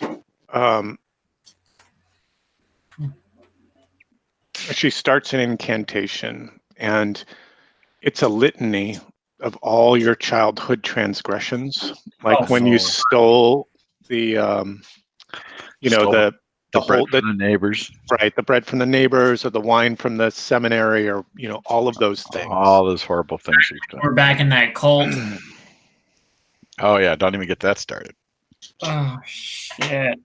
You are cursed Okay. and Oh. impaired, Oh wait. making attack rolls. All attack rolls and and- challenge rolls are made with 1 bane. But Ichabod, it touches him deeper. Like, how did she know that one thing? What was that one thing that secret that he thought he would take to the grave from his days in the cult? That she rolls into this pile of. She knows that he asked Opie to kill his master for raping his sister. Right. She knows. How does she know? Only Opie knows. He couldn't protect. That's right. And that he couldn't do himself. That's right. And I failed to protect her. Right. And so Ichabod is also dazed for a round. I think that means next round you just use actions. You just stand there. Yeah, just like flabbergasted. Right. How did she know? Mm-hmm. Standing there with my glowing sword. Oh, Poor shit. Ichabod. Whoops. And then she disappears. Of course she does. Okay. I hate to call down the wrath, but you said that she was also casting on 8008 because he was attacking. No, she cast on both Ichabod and it was a range problem. Oh darn! Sorry, I tried. I know you're upset. I'm sure you'll get a chance to get smacked too. You'll get your turn. Well, this stuff wears off eventually, so. Yeah. Not quick enough though. Not fast. Hex is a minute. Fuck. If it's a hex, it might be something worse. Okay, and then did you see the detail that got thrown to the chat about the streaming smoke? Rise with speed, then resume its normal form. Oh, it's like the goblin did that too. Yeah. Fuck. But all we know is you vanished into some kind of smoke. Yeah, she just like transforms into that apparitional smoke, like the stuff that's being generated in the circular chamber. Right. And these streaming wisps just start going in this direction. Oh shit. Oh crap. Okay, anybody that's slow can go slow. Okay. She's immune to all damage, it says. Yeah. All right. Well, she's not what we need to worry about right now. Can we catch her? Can we catch her? Gideon is going to cast. Gideon is going to cast Censure. Since this thing is undead, better be this time. Each demon, devil, fairy. Oh, here we go. That's right. I keep forgetting about that. Make a will challenge. On a failure, it becomes frightened for 1 minute.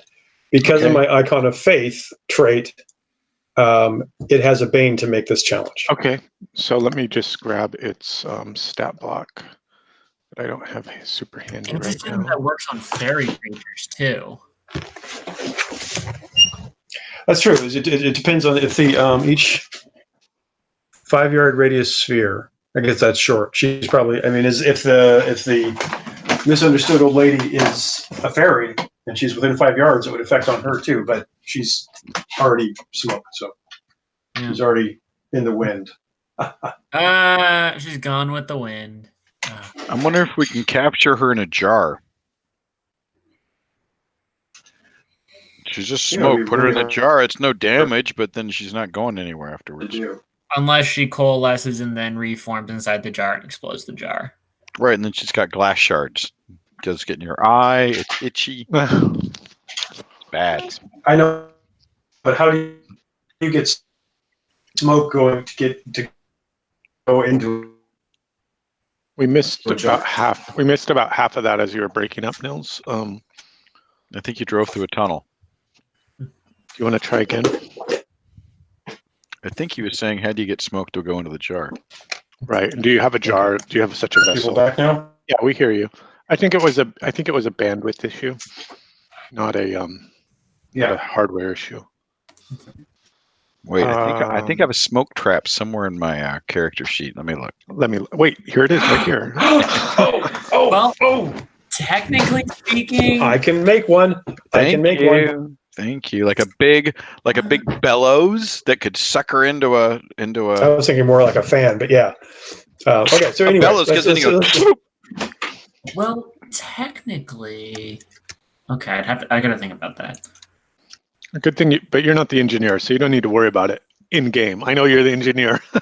No. Like I actually have something that theoretically I could contrive a way to make it work. But regardless of that, that's for me to think about. Sure. Okay, so you're making this sensor against this beastie.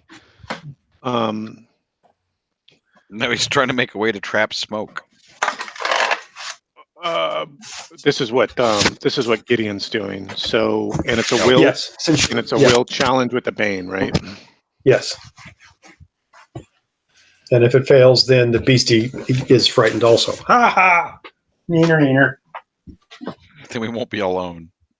Yeah. Oh, it is. Nicely done. All right. So what does that mean? Frightened it. It can only do slow, and it can only and it has a Bane On all its for stuff. its actions. Yeah. All right. Cool. Mark down Or your attacks. casting. Attacks and challenge actions. Any of its challenges it does with the Bane. Got it. And it lasts for a minute. All right. Ow, the holy light.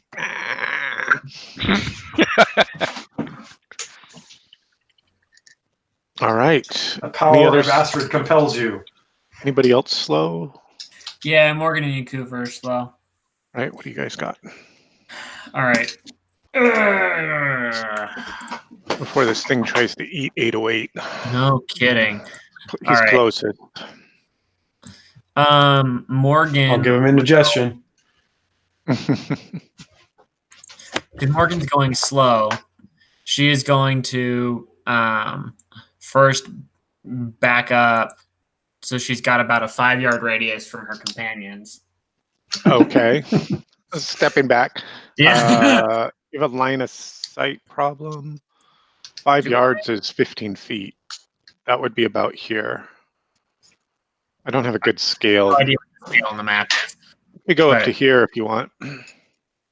Well, I think if I'm here, Okay. I've still got sight on the bone or on the undead creature, right? You do. Okay. All right. And then she will hurl a magic dart at the creature. And object within long range. You should be good there. And then we'll make the spell potent to add an extra 2d6 damage to it. All right. Okay, and just a second. Do you roll any attacks for this, or is this automatic? No, this auto hits. Okay, because I can give boons for attack and challenge rolls. So Fantastic. I will remember that. So if Yakufa needs something, then this turn I don't think Yakufa will, but he will next turn. Okay.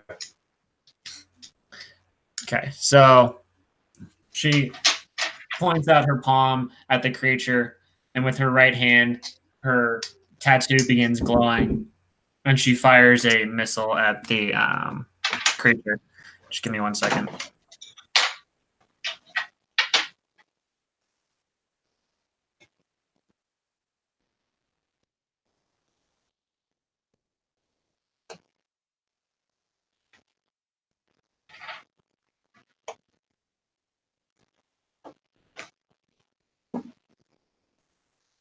Did everybody disappear again?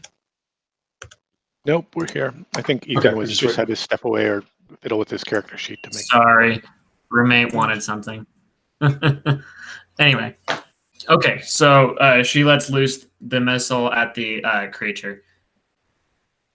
All right. And How should much auto damage? hit. It is 2d6 plus 1d3 plus 1. Okay.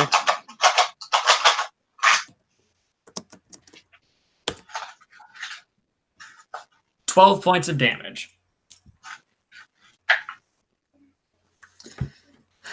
She's going to take up the strain. So let me just pull that to the table. Okay. There we go. Oh, this thing swings.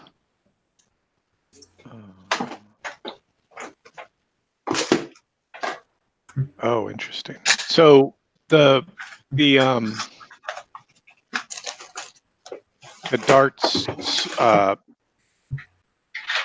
they're unerring and they strike home, but they start exploding further away from him, further away from the target, rather than on his body.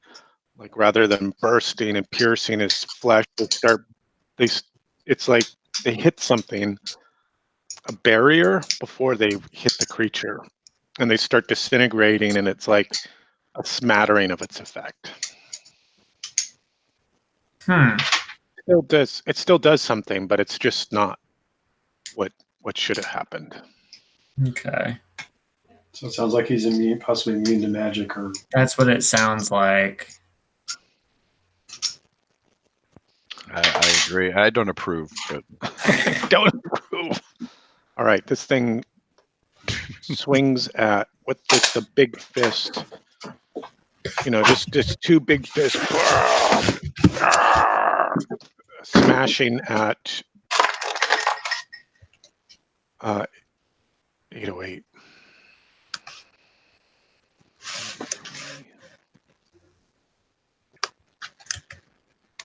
17 and a 22. both hit with a AC. The second one's 5 more if they have that ability. No, none of that. Yeah. Fortunately for us. So 2 hits. So here's some damage for you. Congratulations. Some damage. Some damage. 23. Ouch! It's like a big uppercut just sends 808 reeling. That thing is like deadly. flying backwards. Yeah, that Big actually knockback. doesn't kill me, but it almost does. That did's about to take me out. Oh, 23. Okay, no, I'm a little. Yeah, okay. All right. Yeah, 31 is what Opie has. Oh, Yakufa didn't go, did he? He did Not not. yet. Nor did Morgan. Sorry, Morgan I jumped the gun. No, Morgan shot. She blasted the creature with a spell that didn't do anything. Okay. Yakufa. He will concentrate and activate Divine Ecstasy. Okay. So that he can not become charmed, compelled, or frightened. Is it a triggered action? No, it is an action. Okay. And then he will close to melee with the creature. You just saw what happened to 808 and you're like charging in. Well, I can't hit this guy from. I don't have a ranged weapon, and magic doesn't do anything. So. Okay.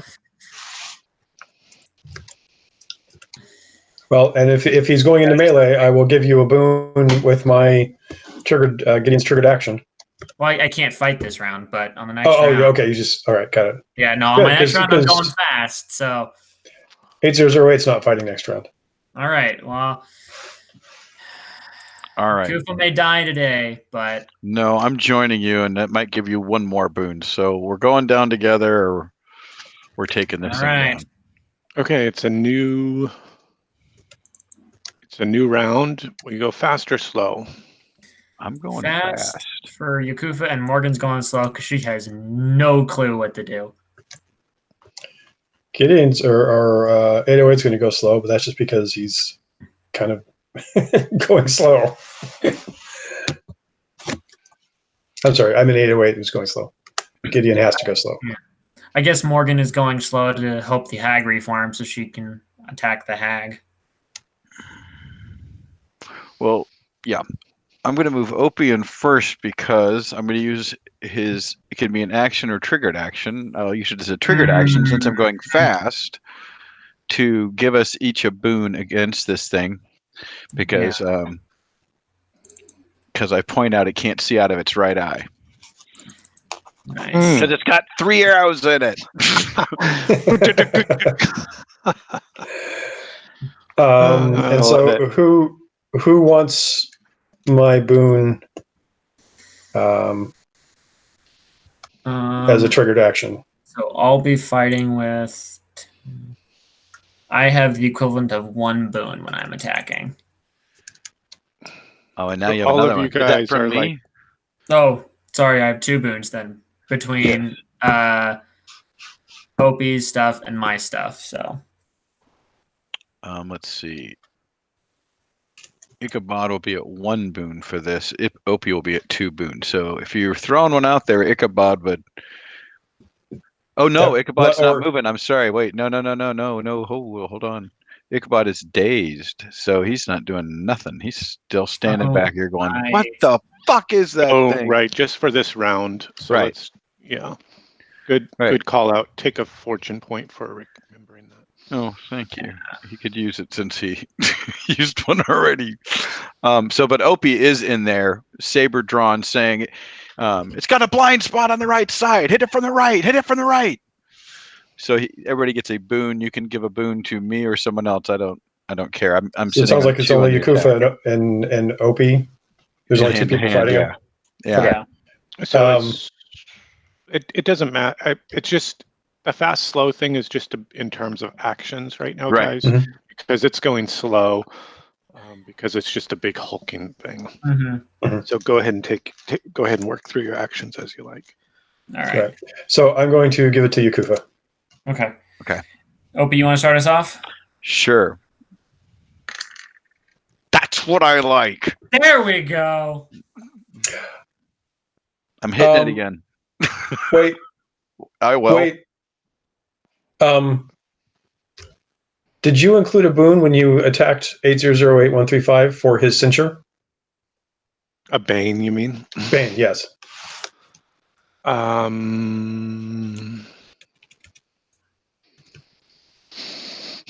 How long does the censor last?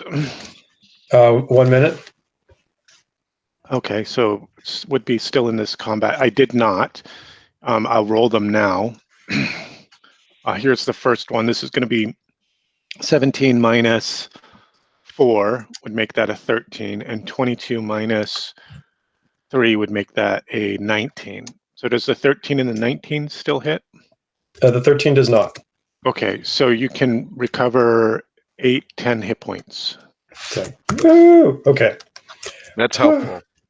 Yes. Why don't I put this on him to remind us that he has the sensor? Because I'll continually forget. Sorry about not remembering that. No, that's fine. All the speaking of boons and banes, I should remember my own. Okay, taking my second one. Because 26 beats it by 5, I assume. Its defense is 16. Oh my good lord. Jesus Christ! 14 points of damage so far, and I'm going to try and do it again. And this is no arrows. This is the fucking saber. Now yeah, this is your attack. Yeah. You were playing Ronin today. Holy shit!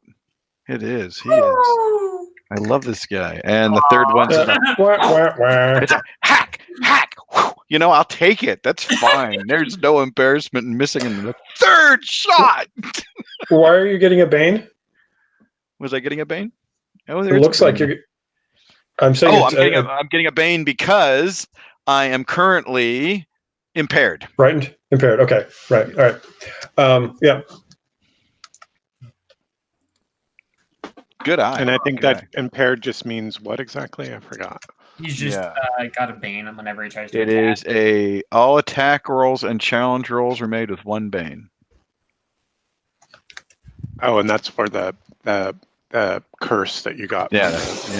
Got it. Okay. And that curse. You said it, yeah. And it lasts for 1 minute. Yeah, which is forever in a combat. Uh-huh. But I did some damage. Yeah, 14 more. Opie's the other figure I've been looking for, but I think an archer. But yeah, I think I'm going to go with a Mordheim kind of archer guy. Mm. So is that all the fast people? No, Yakufa's about to go. Oh, that's right. Yeah, and don't forget my Bane or my Boon. That I'm Boon. giving you. Boon. All right. Yakufa comes up to the creature and uses the Mighty Attack spell to give himself Boon with his attack and allow him to use Intellect with the attack. Okay. And if he hits, do an extra 2d6 damage. Okay. So that will be. And you get a Bane because it's a big weapon or something Yes, like I do. that. Yep. But That's what I'm trying you're to offset. like offsetting all this with the boons and banes that are flying around the table. Pretty much. Okay. All right. So that is 1 boon for the attack, 1 boon because it's an intellect roll, and I'm in Divine Ecstasy, and then 1 boon from Gideon, prayer, and then 1 boon from Opie. So that's 4 boons, but 1 bane because it's a big weapon. Man, we need all these boons Right. with these things because Yeah, this no stuff's kidding. deadly. Okay, let's see if it does the math right. Yes, it does. 20 is my total. Okay, you beat it by 4, not by 5. I don't have any special effects when I beat it by 5. Oh, okay. You don't? Doesn't everybody? No, it's a fighter and rogue thing. Yep, I'm a spellcaster. So 12 points of damage. Yep. Oh, sorry, I didn't roll the extra 2d6. Oh, okay. 20 points of damage. Nice. Extra 8. I think Nils is going upstairs. Yeah, sorry. I'm moving to my actual laptop station because my computer's about to die. Mm. And as soon as I put it down, I will put it on mute. Okay. We love you. As he pulls Don't back. go to the bathroom, please. I can't do that personally. Oh, nice try. As he finishes his swing, he pulls back and he begins popping in and out and replacing with his doppelgangers again. Oh, right. The doppelgangers are. It's like this swirling dance of Yakufas. Mm-hmm. Okay, cool. And that's Yakufa's turn. Okay. I should be writing down the cool things that I think that are happening for like the end of the game stuff. Maybe I'll have to do that next session. There's so many cool things that happen. Yeah. All right. Who's next? I think we're into the slows, right? We are on the slows. Morgan. Gideon, 808. Morgan, why don't you go? Because I think Nils is still getting situated. Okay. He's still in the bathroom. Okay, so 808 took a big hit, if I remember right. He Well, took, half a big hit. He took 13 points, not 23. Oh, okay. But he still got knocked back, Mm-hmm. right? Yeah, it was still Okay. it was still a solid thumping. It was epic. Until he sort of shakes his head and is like, "Whoa, it wasn't that bad. Could have been worse. I've had worse." B, I got this, Buck. Morgan begins chanting, and on the end of her staff, you can see that berries begin forming from one of the gnarled branches, and she picks up and plucks 3 of the berries, Okay. and begins and then moves to who's taking damage who can actually eat. Well, you can give him drop the them 808. in. Okay. They would still have, you could mash him onto his forehead or something. Okay. All right. Then Morgan will move over towards 808. He's got an intake valve somewhere. You can. Use an action to consume a berry. You So, could yeah. feed it. You could feed it to him with one of your actions. So you cast and move. Okay, so Yeah. So you're just by I'm him, just by him. ready to heal him, and you have 3 of these berries, which I have provide 3 that berries. half Yep. healing rate. Yep. So I'm just going to leave it to you to track that resource. Yep. Okay. Niels, are you back with us? He's peeing a lot. So what do the berries do? They're healing, but Morgan will have to give you one as an action next turn. Right. So I'm going to use my regular, warrior healing ability, catch your breath, and use and Take heal half your rate. or a regular. Take my rate. Yeah, full it's rate. your whole rate. Nice. Yeah. So I'm down to 8 damage after that. So not doing too bad there. And then Gideon, now that he doesn't have to. Are you going to cast a do a spell. second action? That was one Oh. to do your healing rate. Yeah, that's right. Yeah, I guess he's going to move back into combat. Charge you back into combat. Go ahead and make your attack roll. Oh, he gets one even though because it's kind of just yeah. Okay, that's right. And I'll be right back. yeah, okay, yeah. I love what I see happening in my mind's eye as he like picks himself up. Just charges back. And he also gets one bane or one boon, right? Because from the Yes. here we go. 5 points of damage with an attack of 20. Okay. And that was with all your boons and banes and such. There was no banes, I don't think, was there? No, you don't. He didn't miss any of his rolls. And you don't have a two-handed weapon. No. Right. Yep. Okay. If you had got 21, you would have been beat by 5, but you didn't. So Yeah. do you want to use a fortune point to change one of those to a 6? Let me check. What does your beat by 5 do? Yeah, let me check. I've only got one fortune point. And my beat by 5 is an extra D6, which I have a feeling won't. I mean, overall it would be nice, but it's not going to make a big difference. So no, I'm not going to use it. So you do 5 points of damage. Yep. Okay. And then it's the creature's turn. Looks like there's 3 targets. Actually, Gideon.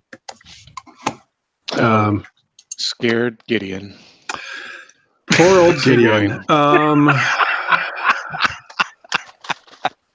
Poor old Gideon.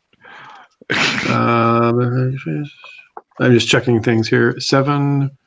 Hammer. The thing is, you know that there's going to be more later on, and so you don't want to use everything up all at once. Absolutely. Right. Each creature. Oh yeah, no, I don't think I'm going to do lightning strike right now.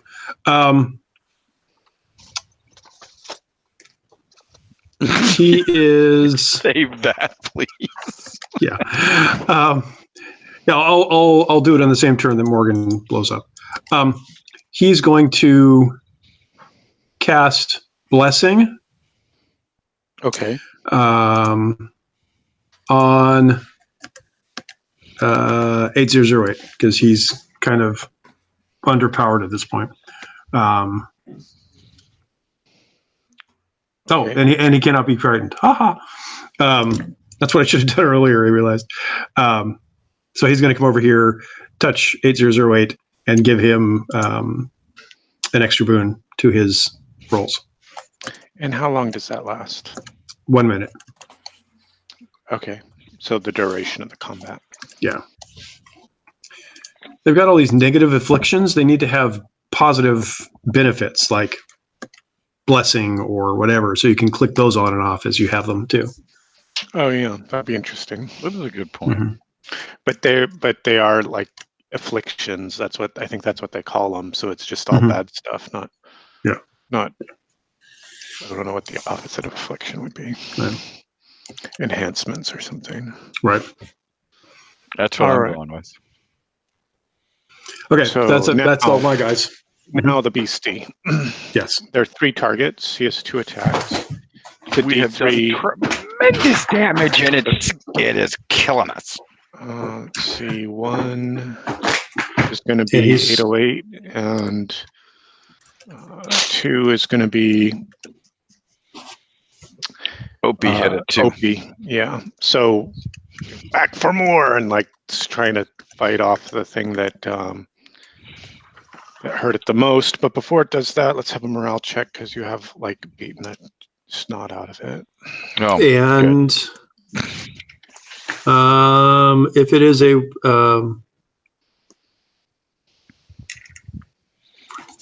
it has Bane's because the cleric thing. The censure. right, so it makes a challenge roll at a Bane. So if that's a morale check is a challenge roll.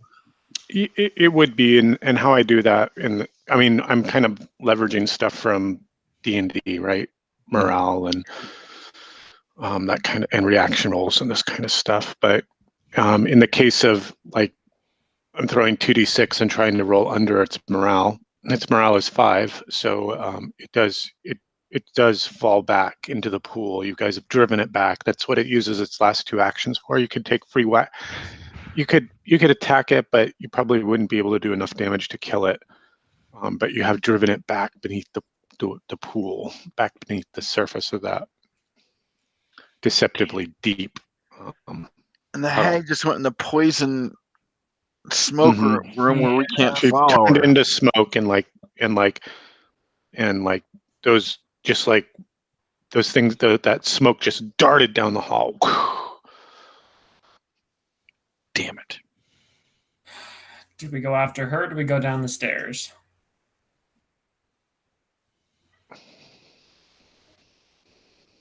Well, there's nothing we can do to her. That's I think you guys were talking about building something. Well, building something to try and pull her smoke, capture her smoke. Okay. Do you want to do that now? It's a possibility, yeah. Actually, or we could build something to try to clear out the central room, so that the rest of you, instead of just, and not worry so much about what's downstairs. So, Yeah, I wonder if you. I could build a. I wonder if you could giant fan fashion, or something like that. or you could fashion face masks for us so we can move about the space regardless. Yeah. But even then, we Yeah. can't do anything to the hag. Right, that's the problem. No. Well, not No, while she's in her smoky form, but you could Right. do. I mean, you could do other things, or maybe she won't be there, or maybe she'll turn back into her solid state, or Right, maybe, she could have gone out any of those cracks. I think we should stick to our plan of going down those stairs, simply because they're there, and I think we need to pursue that because I think that is our chance of finding some way of stopping this. Because we don't even know how to deal with that. Even if we could go in that room, we have no way of dealing with that glowing stuff. Yeah. Or the smoking children. See, this is why you can't let children anywhere near tobacco products. Yeah, and I mean, even if we went after the hag into that room, it seems like she could just activate that smoke thing at will, and then we'd never be able to touch her. So I think we just got to go down. Well, on top of it, let's be honest, even if she didn't, we're hard pressed to do much to her. I could throw spells at her that'll auto hit, but she probably has counter spells. Well, you haven't done any casting against her, so you're not sure, No, right? for sure. Yeah. No, but she is a caster, which she's anything like my casters. She gets a counter spell built in, so. Mm-hmm. Yeah, but you're better. But that's still, again, that's like one of us can do something against her, and that's. Yeah, exactly. Yeah, that defense 19 is not great for you guys. No. Because that means Opie needs to roll a 24. 24 in order to get another shot.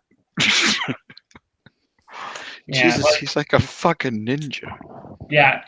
Opie could probably hit maybe about once every other round, but beyond that, She'd clean us up. I say we go down the stairs. I think we have to.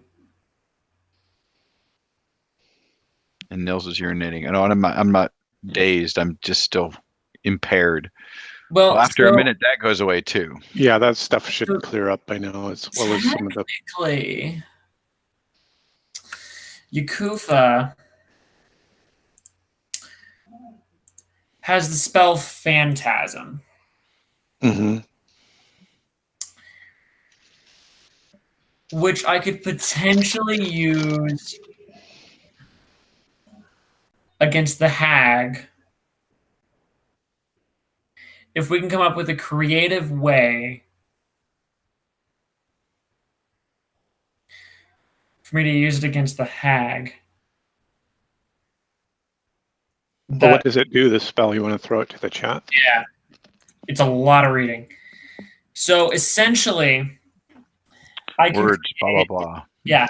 So I can create a creature that is, or creature, object, or force that is within a space of 4 cubic yards.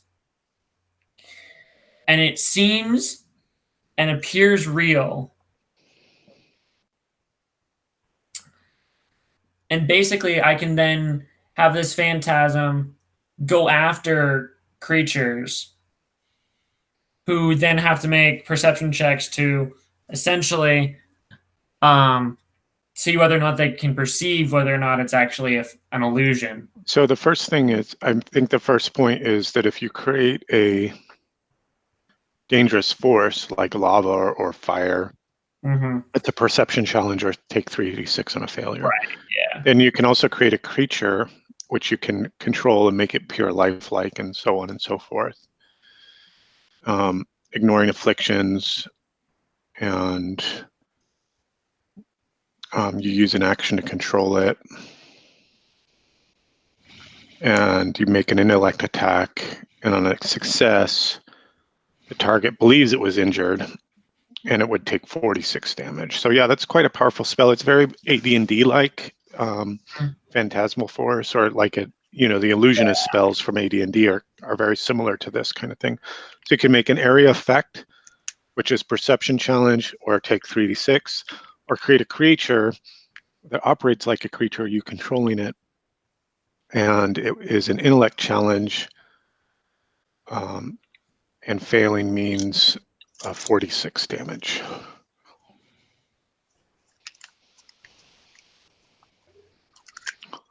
You do know that her intellect is pretty good because of the spell casting that you were seeing, the intellect challenge, the intellect attacks that were happening.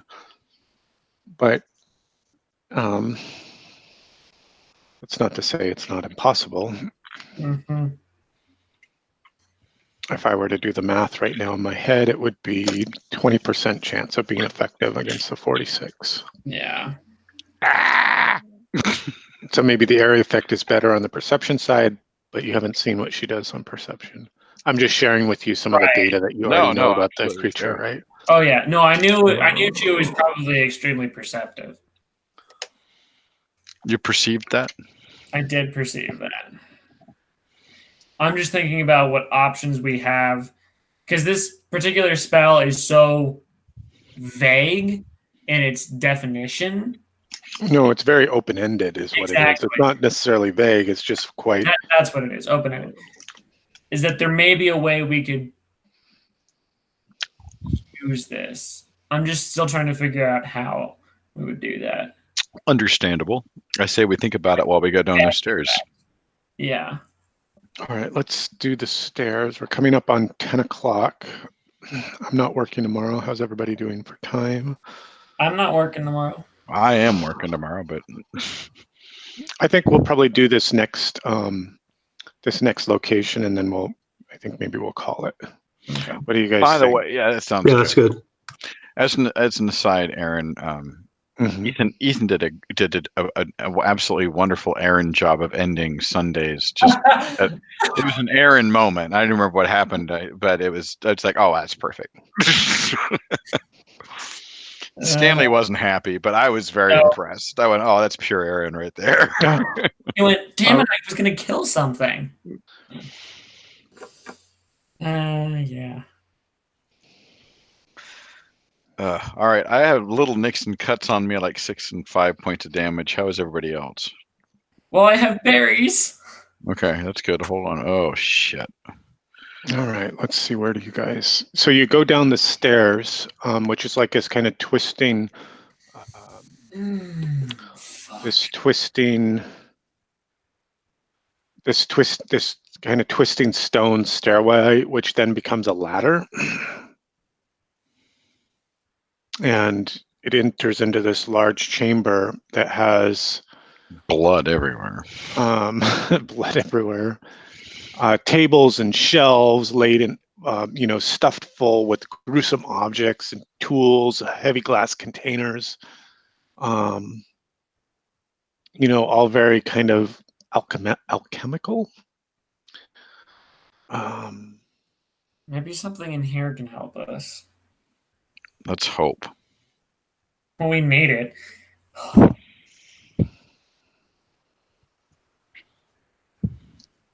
Okay, sure. So,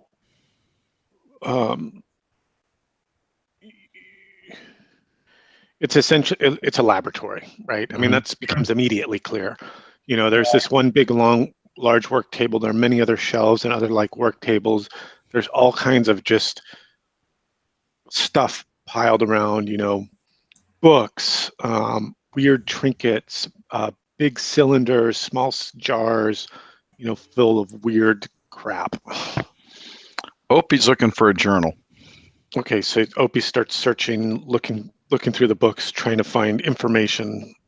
Or not just the books, yeah, but mostly like on the workbench, there's probably a work journal.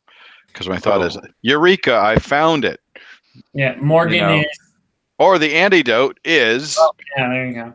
My plan is genius as long as nobody figures out how to use this green M&M, that kind of thing. Sure. Okay. And I can read any language, so... And Morgan is walking around with concentrating on her sense magic spell to see if she can find anything magical in this place, or if it's all just pure science alchemical. Okay, you are casting then sense magic. Yes. Okay, go ahead and mark it off. How are you doing with your spell capacity there? Well, I'm not doing too bad. I've got... How many magic darts do you have left? That's would be... That's a key question. So my big dart spell, I have 1 left. My smaller dart spells, I've got 4 left. And then I have an AoE dart spell, which I've got 2 left because I haven't had a chance to use that yet. Okay, cool. Everything else I have to roll to hit. And how many sense magics do you have left? I have 2 on Morgan, and I have all 4 left on Yakufa.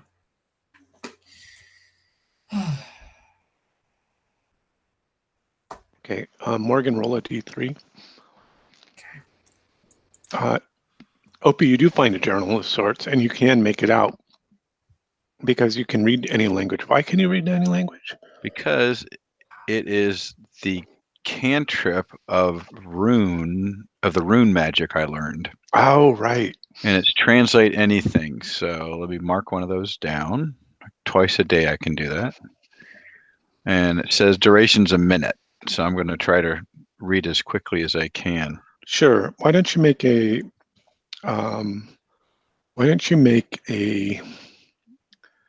intellect challenge for me with the Bane, because you're under pressure, right? To try to figure out what this, you do find like sort of, scraps of parchment, big scroll kind of laid out on the workbench.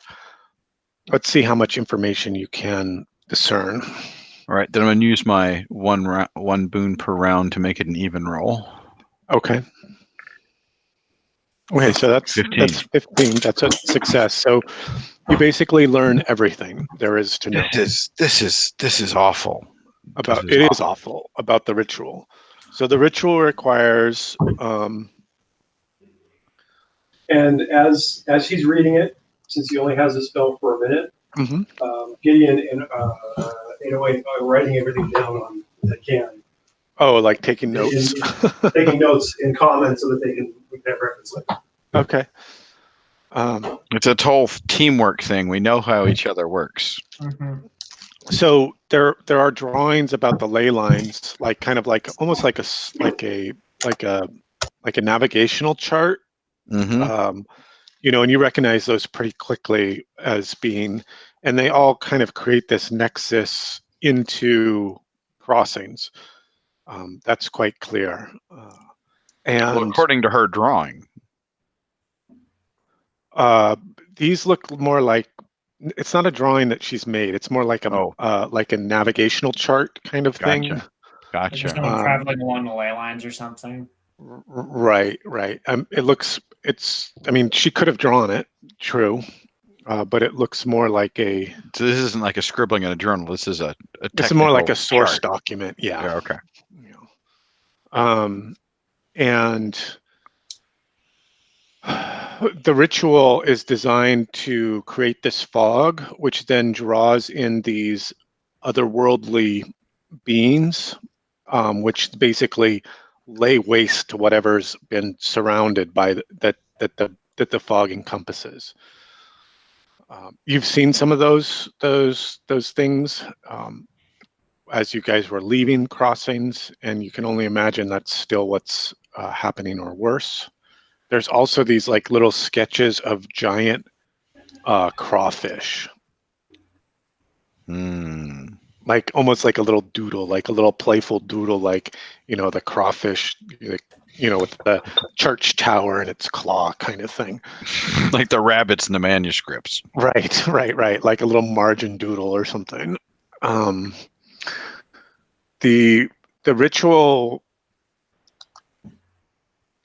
takes an inordinate amount of time and effort to kind of create and to produce, but once it's running, it's sort of it's as long it's very self-sustaining, but it takes and it takes time to fully manifest itself. So it's maybe just started.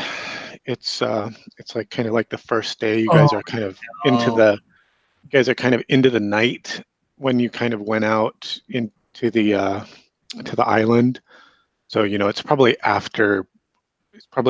approaching midnight, I would say, on this first day of your sojourn out of crossings. Does it say how long we have? The ritual is fueled by magics from sacrifices. Those sacrifices must be adolescent, not having reached maturity, and even if they're killed, they still provide the life source or the energy to create the smoke, the fog, the clouds that are billowing forth from the chamber. Can I make out any information that might help me figure out how to stop this, or to slow it, or to interfere with it some way? Well, yeah, certainly removing the if you could find a way to affect the source of the smoke, the sacrificial children that are still living, spewing this smoke. If you could somehow rescue them, if you could stop the smoke, if you could take it away from this place in some way, all of that would break the ritual. Like a magical explosion. Okay, I'm just going to say this just to hear the cringe over the phone line, but we could sure use a teleportation spell.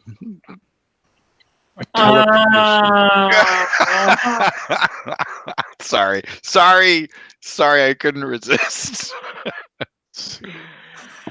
Is that a reference to the Sundays game, or it's a reference to Yakufa's previous incarnation used teleportation magic, which didn't make sense.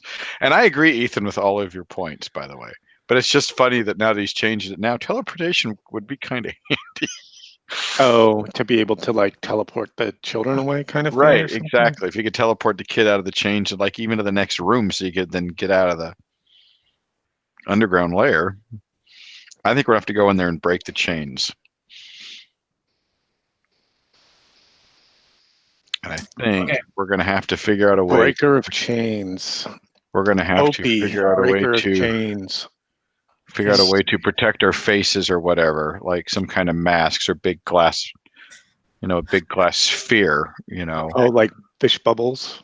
Yeah, fish bubbles with some kind of filter that 8008 figures out of his magic bag. All right. I think that's the only way it's going to work, because I can't think of any other way we can get into that room and do anything. And Nils, you're on mute if you're trying to contribute any. I've been hanging up laundry, so I'm. Oh, okay, cool. You're just listening. But- Cool. Yeah. The one thing I'd have to check the rule specifically, but the artificer's bag says you can create an item. So it sounds like I can create maybe one mask or one filter. Well, they just use parts, right? X number of parts for an item, right?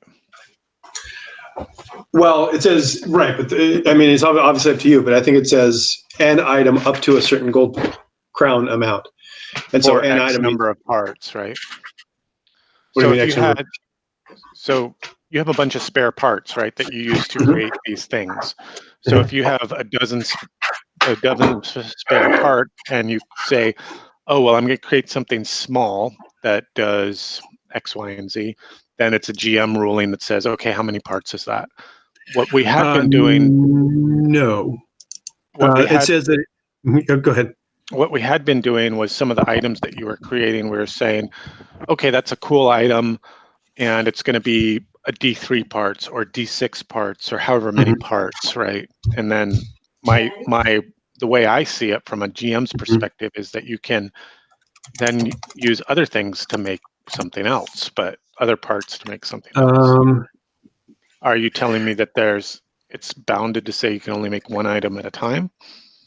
Let me see here. It says I'm not liking that idea. you There's measure the number of parts and gold crowns, and the parts are worthless. Gold crown value of these parts is equal to twice your group level. As an action, you begin assembling from your bag into whatever you want. It takes 1 minute to create the object, during which time you must concentrate to use the toolkit. Yeah, but in 5 minutes you could make 5 objects. Yeah. Okay, I guess. Yeah. If You can you, make multiple objects.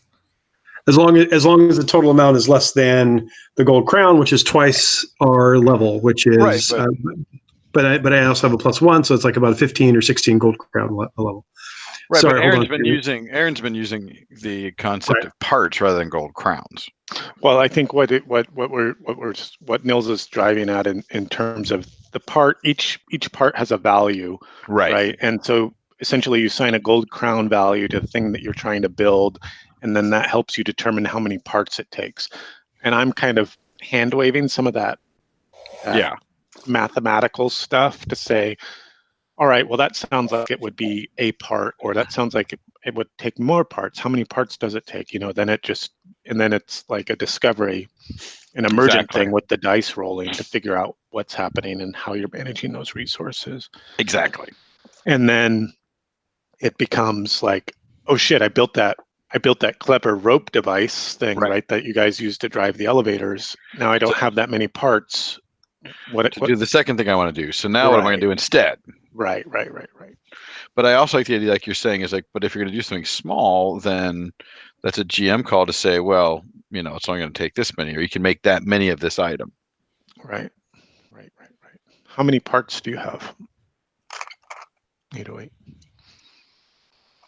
I think he stepped away. Morgan, when you're ready, roll a d20 for me, please. Okay. If it would have any impact, I'd be willing to burn a fortune point to make that D3 a 3. You can do that if you like. It would be, yeah, that's fine. Sure, Go ahead, burn the fortune point. Okay. And then roll 3d20 for me. Okay.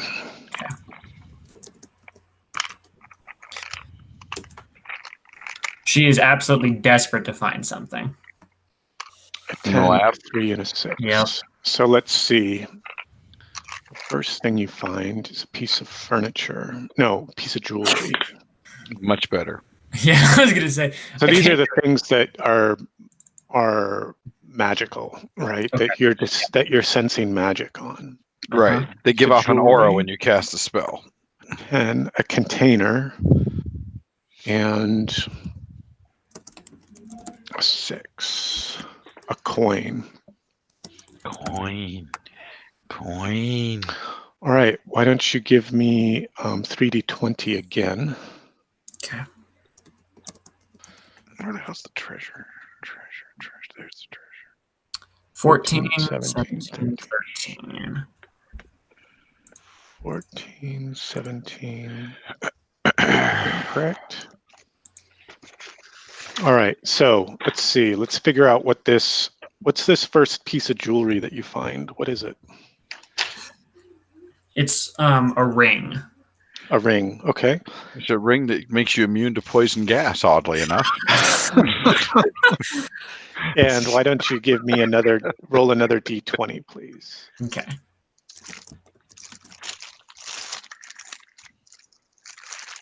Two. It's an extra special magic ring called a suffer ring. This is pretty awesome. We need awesome. So is this miniature I think I'm going to try and paint by Kubla Khan. Uh-huh. It's Baba Yaga's hut. Oh, nice. It's just too cool. It is too cool. Do you know what that is, Ethan? Baba Yaga's hut? I don't think I do. Do a quick Google search against it. Okay. And I even have a Baba Yaga. All right, that's the ring. Oh, shit. The One Ring. Isn't that cool? A house with chicken legs, and this one's got a skeleton and a gibbet hanging from underneath it too.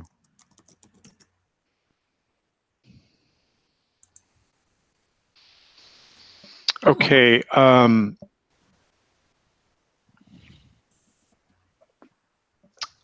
Ichabod. Mm-hmm. Am I screwed? Oh, I haven't done it yet. What strange container does Morgan discover in the laboratory? Oh, it's almost like an hourglass shaped brass tube, and it's about 1.5 feet long, and the ends it's about 8 inches at the ends around, but it's narrower in the middle. It goes to about 6 inches. It's not a lot narrower. It just kind of like just a little bit, kind of concaves in a little bit. This brass cylinder, okay. A squeezed, almost like a squeezed brass cylinder for some inexplicable reason. And it's about that long. Okay, cool. Yeah, and it opens at one end and seals tight. Why don't you roll a d20 for me? Which one of us? Ichabod. Excellent. Oh, why am I looking at his character sheet? I'm just rolling a d20. Yeah. Just d20. 8. An 8.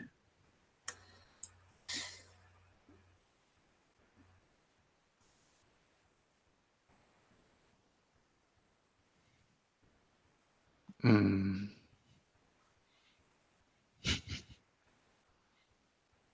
You find a collection of nose hair samples.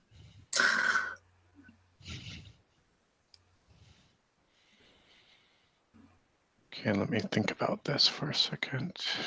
That's a really fucking cool ring. I know. That's super trippy. I like that it has a minimum number of uses. Mm-hmm. Oh, maximum number. Maximum number. Or sorry, a limited number of uses. Yeah, absolutely. Right. Yeah, that's always cool because that always becomes part of the calculation. Is this important enough to use this? Mm-hmm. It's like that last fate point. If you have one fate point, no. Unless this is a roll that I will die, no. Then no, I can't. Or if this will make or break, then yeah, that one fate point. But I like this. If I have one, I'm going to sit on it pretty hard. All right, and Gideon, what do you recognize about the coin? Is it something that you've carried in your purse before? Is it a worthless copper penny? What do you recognize about this coin? I'm sorry, this is a coin that Morgan found? Mm-hmm. Okay.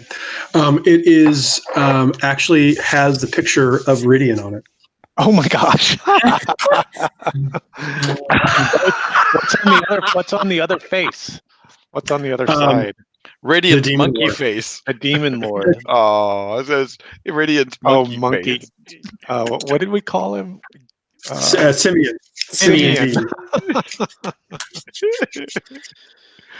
Oh, okay. Roll a Well, d20. it's not actually a coin.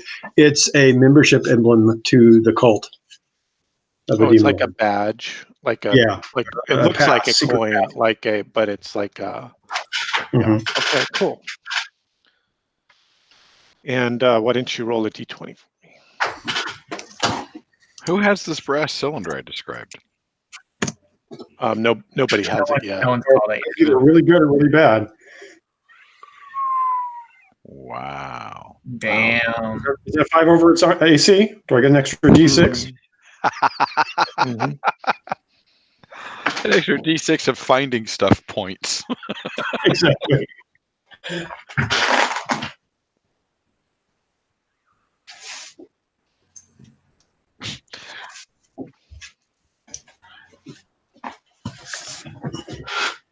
By the way, just to show that I do try to get right on any Kickstarter I get. 3 of these bones pieces are transparent purple crystals, and so all I did was base them, and now they're done. Whack, whack, whack. You're finished. Done. I win. Something's finished out of my Kickstarter. That's right. All right. This is pretty cool. Oops. I don't know why that has the. Oh. It does have that. It's a one use. It's a one use only thing. So you can textures or magic and tell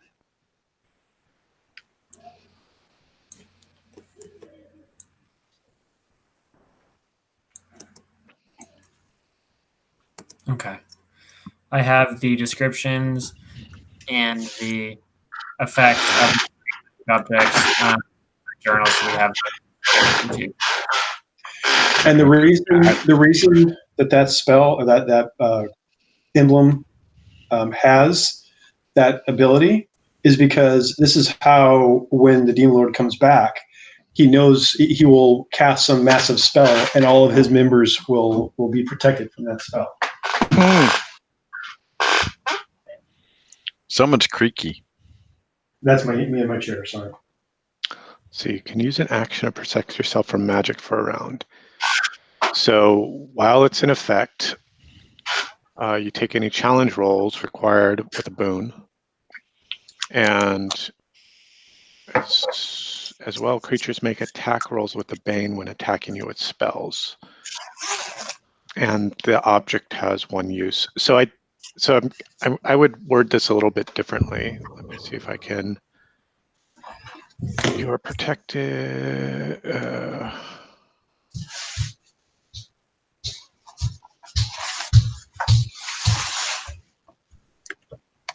Oh, this is literally my counterspell. Is it like a counterspell? But it looks like it has a one use only kind of thing, right? Right. This is a one use only, but otherwise it is essentially my counter. And if the spell doesn't require a, it's interesting that it's only for a round, but that's what it is. What it is, right? Yep, it is, but it is. Magic items in this don't often seem to be like super Game changers. powerful, but Right. you know, they're like little boons. Yeah. Well, and that's kind of in this game, especially as things are getting tougher to deal with. Stacking boons is really important. Mm-hmm. You got to try to push those 20s.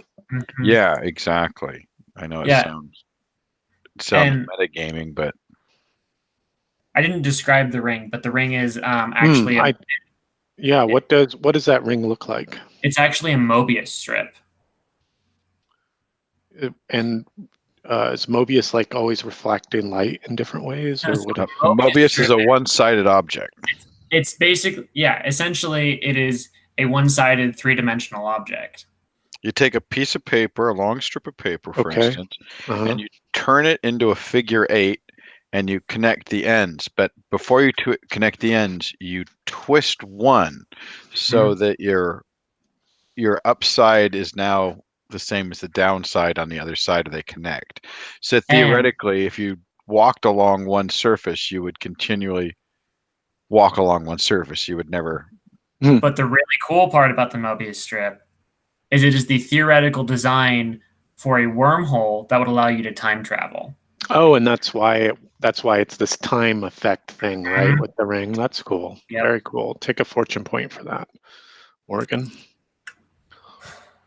Cool. So that's why he talks about the Mobius effect in Endgame. And that's exactly why, if you look at the final design he does, it's a Mobius strip. Wow. See, I didn't know that about the time travel thing. Interesting. Yep. Very interesting. How bizarre. It's like quite powerful, whatever's happening with this jump forward in time, because disappear and reappear at the end of the round in the same space or the same open space nearest to it. But what happens when you jump forward in time? Exactly. That's going to be the paradoxical question, right? Yeah. Where are you going? What are you doing? Okay, let's see what happens. How bizarre. Well, we're looking for infinity crystals. It's interesting that you don't go back in time. And are you creating parallel timelines? What the fuck? Right. Well, if you go forward, you're just seeing where things are going. Right. You create a parallel if you go back. Yeah, like when you use it, you just temporarily blink out of existence until the end of the round, and then you show up. Yeah, right, exactly. So how far forward are you going, and what are you doing while you go forward? That's the interesting thing. Exactly. Yeah, that's cool. And are you going really far forward and then coming back to one round later, or? Yeah. Well, you get to go forward. I mean, I guess you get to pick the point, right? Yeah. An hour forward, a minute forward. I'm just trying to get out of the way of whatever the hell's happening this round. Seems like it's some of that, but it'd be really handy to have, at a craps table or before a lottery draw. This would be really handy. Oh, interesting. Yeah, before some predetermined event or some horse race tournament, some event with a result that's coming up that you wanted to go and observe that result and then carry that knowledge back. Yeah. Magic ritual that's going to destroy a city, so you jump forward in time to when that would happen, figure out the actual effects, pop back, so you know exactly how long you have and what the hell's about to happen. You could do that, sure. Oh, rather Umbrella Academy. And then try and prevent the future from happening. And that's creating a parallel timeline. Parallel timeline. Okay. All right, let's do hits and misses. I will take notes on the magic items that you guys found, so I have them in my own references, so we're not forgetting about them. You may wish to. What I would suggest doing is doling them out now. Yeah. To the various PCs and recording them on your character sheet in some way, so that you don't lose sight of them. Mm-hmm. Yeah. I have all the descriptions written down in one of my journals, so at the very least we have that. But let's divvy up the items. Okay, so on the table is the coin, the brass cylinder, and the ring. Yeah. Do you guys just want to roll and choose, or how do you want to do it? I was actually going to see if I could grab the cylinder, because actually Ichabod wants to write his manifesto and keep it in that thing because it's perfect for a scroll. Okay. And the cylinder allows you to negate one bane in attacks. When you attack something, if you pick up a bane, then you ignore it. You ignore one bane. Yeah. Oh, in melee. Ignore one bane in melee. So, like, if you were to, for some reason, dual wield with it, instead of having two banes when you attack, you'd have one bane when you attack. Correct. Okay, interesting. Okay, I'm so fine that's with the cylinder. With I'm kind of interested in the ring myself. For who? Morgan. That makes perfect sense. Okay, good. I think that's good. And I think Gideon with the coin would be pretty. Yeah, because it's his ancestor. Yeah. Okay, cool. You good with that, Nils? Oh, sorry, I realized I was on double mute. Reading the ring Double mute description. means you can't Yeah. even hear yourself talk. Right. The ring, the way that I would read this is at the beginning of the, you can use a triggered action to jump forward, and you jump forward to the end of that round. So you don't go anywhere else. You're just skipping those 8 or 9 or 10 seconds. Yeah, but it does Mm. say, but it's 2 sentences, right? So Mhm. the first sentence is triggered action to jump forward in time, full stop. You disappear and reappear at the end of the round in the same space or the space nearest to it. So Right, so it's not super clear as to whether or not. how Right. much Okay. how much further forward in time? Right. And I'm willing to play with that, right? Because Sure. Yeah. shit I could think it's a happen. cool concept. Mhm. And I think that the time that you spend forward in time is maybe not that well, I don't know. Well, it also sounds like you could skip something that's happening. I think Right. that's the purpose of it. Yeah. Right. So, like, you know, Right. the dragon's coming in, breathing fire. You do that, zoom, you reappear after the dragon's flown by and the fire's died out. Right. But And, where the rest of your party is dead. Well, Right, it but you also- happens. It happens. Right, so there was So- there's actually a book series with a concept like this where someone was given a magic item where they used it to dodge an attack, basically try and save themselves. In the process of doing that and jumping, they jumped forward in time. I witnessed basically a horrible event that was going to happen, and then were pulled back in time to just after when they'd used the object. And so the entire rest of the series was about them trying to prevent that It's a cataclysmic horrible event. event. Yeah. Yeah. So I mean, I think it's very Therefore, it was a side effect. paradoxical. Time travel in general is very paradoxical, but I think it'll be fun to mess around with. So I Right. think it'll be Yeah. fun too. So yes, I would like Gideon to have the coin, Uh-huh. and he is quite shaken by the by seeing his ancestor, and with the demon face, recognizing at least to him, maybe not to anyone else, that there's actually a resemblance between the two, and he will not put it down because between the demon and between Ridian. yes. Oh, cool. And he will not put it down for fear of someone else seeing that. And so I'm going to actually intentionally take an insanity point because this is so shaking for his well-being. Okay. Cool. Take a fortune point too. Oh, good. So every time I take an insanity point, I get a fortune point? No. That's a great way to do it. I don't think you can afford it. That's true. It's getting up there. But so yeah, that sounds good. Cool. All right. Hits and misses for the session tonight. Maybe we'll start with Peter. Well, geez, Opie making some incredible rolls again. Boy, wow. That was last week and this week just was slaying it. So that's my big hit. My Okay. miss is that I missed the hag and couldn't hit her to save my life. Yeah, that was funny. Yeah, and I'm feeling really helpless against her right now because nothing we did against her right now has been effective. So Yeah. Well, other than make her use her spells. right, there's that. But I'm a little shaken until we get her figured out. Mm-hmm. Cool. How about you, Nils? Any hits or misses? I think just about everything was a hit. It seemed like it was a very dynamic, exciting session, in a lot of Absolutely. different ways. So Oh, good. both in Good. both in just the Peter's rolls and incredible damage and the things we came up against and the information we found out and the problems we still have yet to solve. And the that kind role of thing. So, playing. There was role playing. Yeah. Mm-hmm. Cool. Any misses? Just the technical problems that I was having to begin with that then meant Peter was having technical problems. So I don't know what I need to do to try to get it fixed, but I don't think it's not you. It's Peter. well, I am having my own problems with my headphones. You have a headphone problem, but that's not Mhm. causing Peter's audible problem. That's it. Because I No. have it with everybody that I do this with.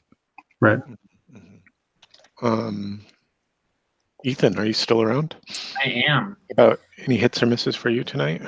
Well, I mean, there were a lot of hits, but I think I really enjoyed rolling out those magic items at the end. Oh, that was fun. That discovery, right?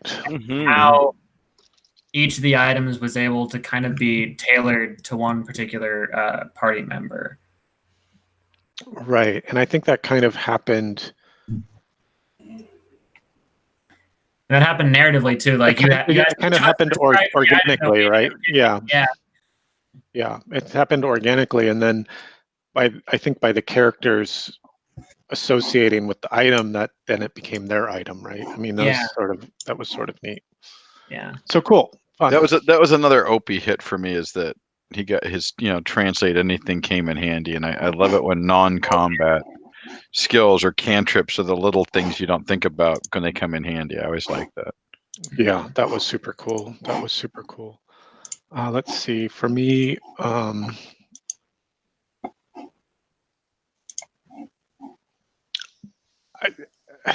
I think the miss for me is, I think the hit for me is hearing that you guys are really gelling with the sessions. Like, oh, this is super cool. It's super dynamic. Things are changing and flowing, and there feels like a big sense of mystery. You know, the complexity for me on the GM side is that I know sort of what's happening. So how, is that sense of mystery still being portrayed to the players? And it sounds like it is. So that's great. I think the miss for me still is, the combats are still create this heavy kind of mechanical interface, which sort of slows things down. But I think that's just an artifact of the system, and I think we're having fun with it, right? That they create some excitement, it creates some action, it creates it adds to the fiction. It's not taking away from the fiction. So I think that's good.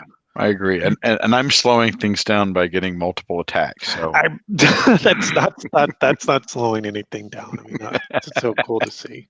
Yeah. I think the other miss for me is that I need to take notes during the session about what I think is a plus and what's a minus, just so I have something to refer back to rather than trying to use my memory at the end of the session and go, wait, what was happening?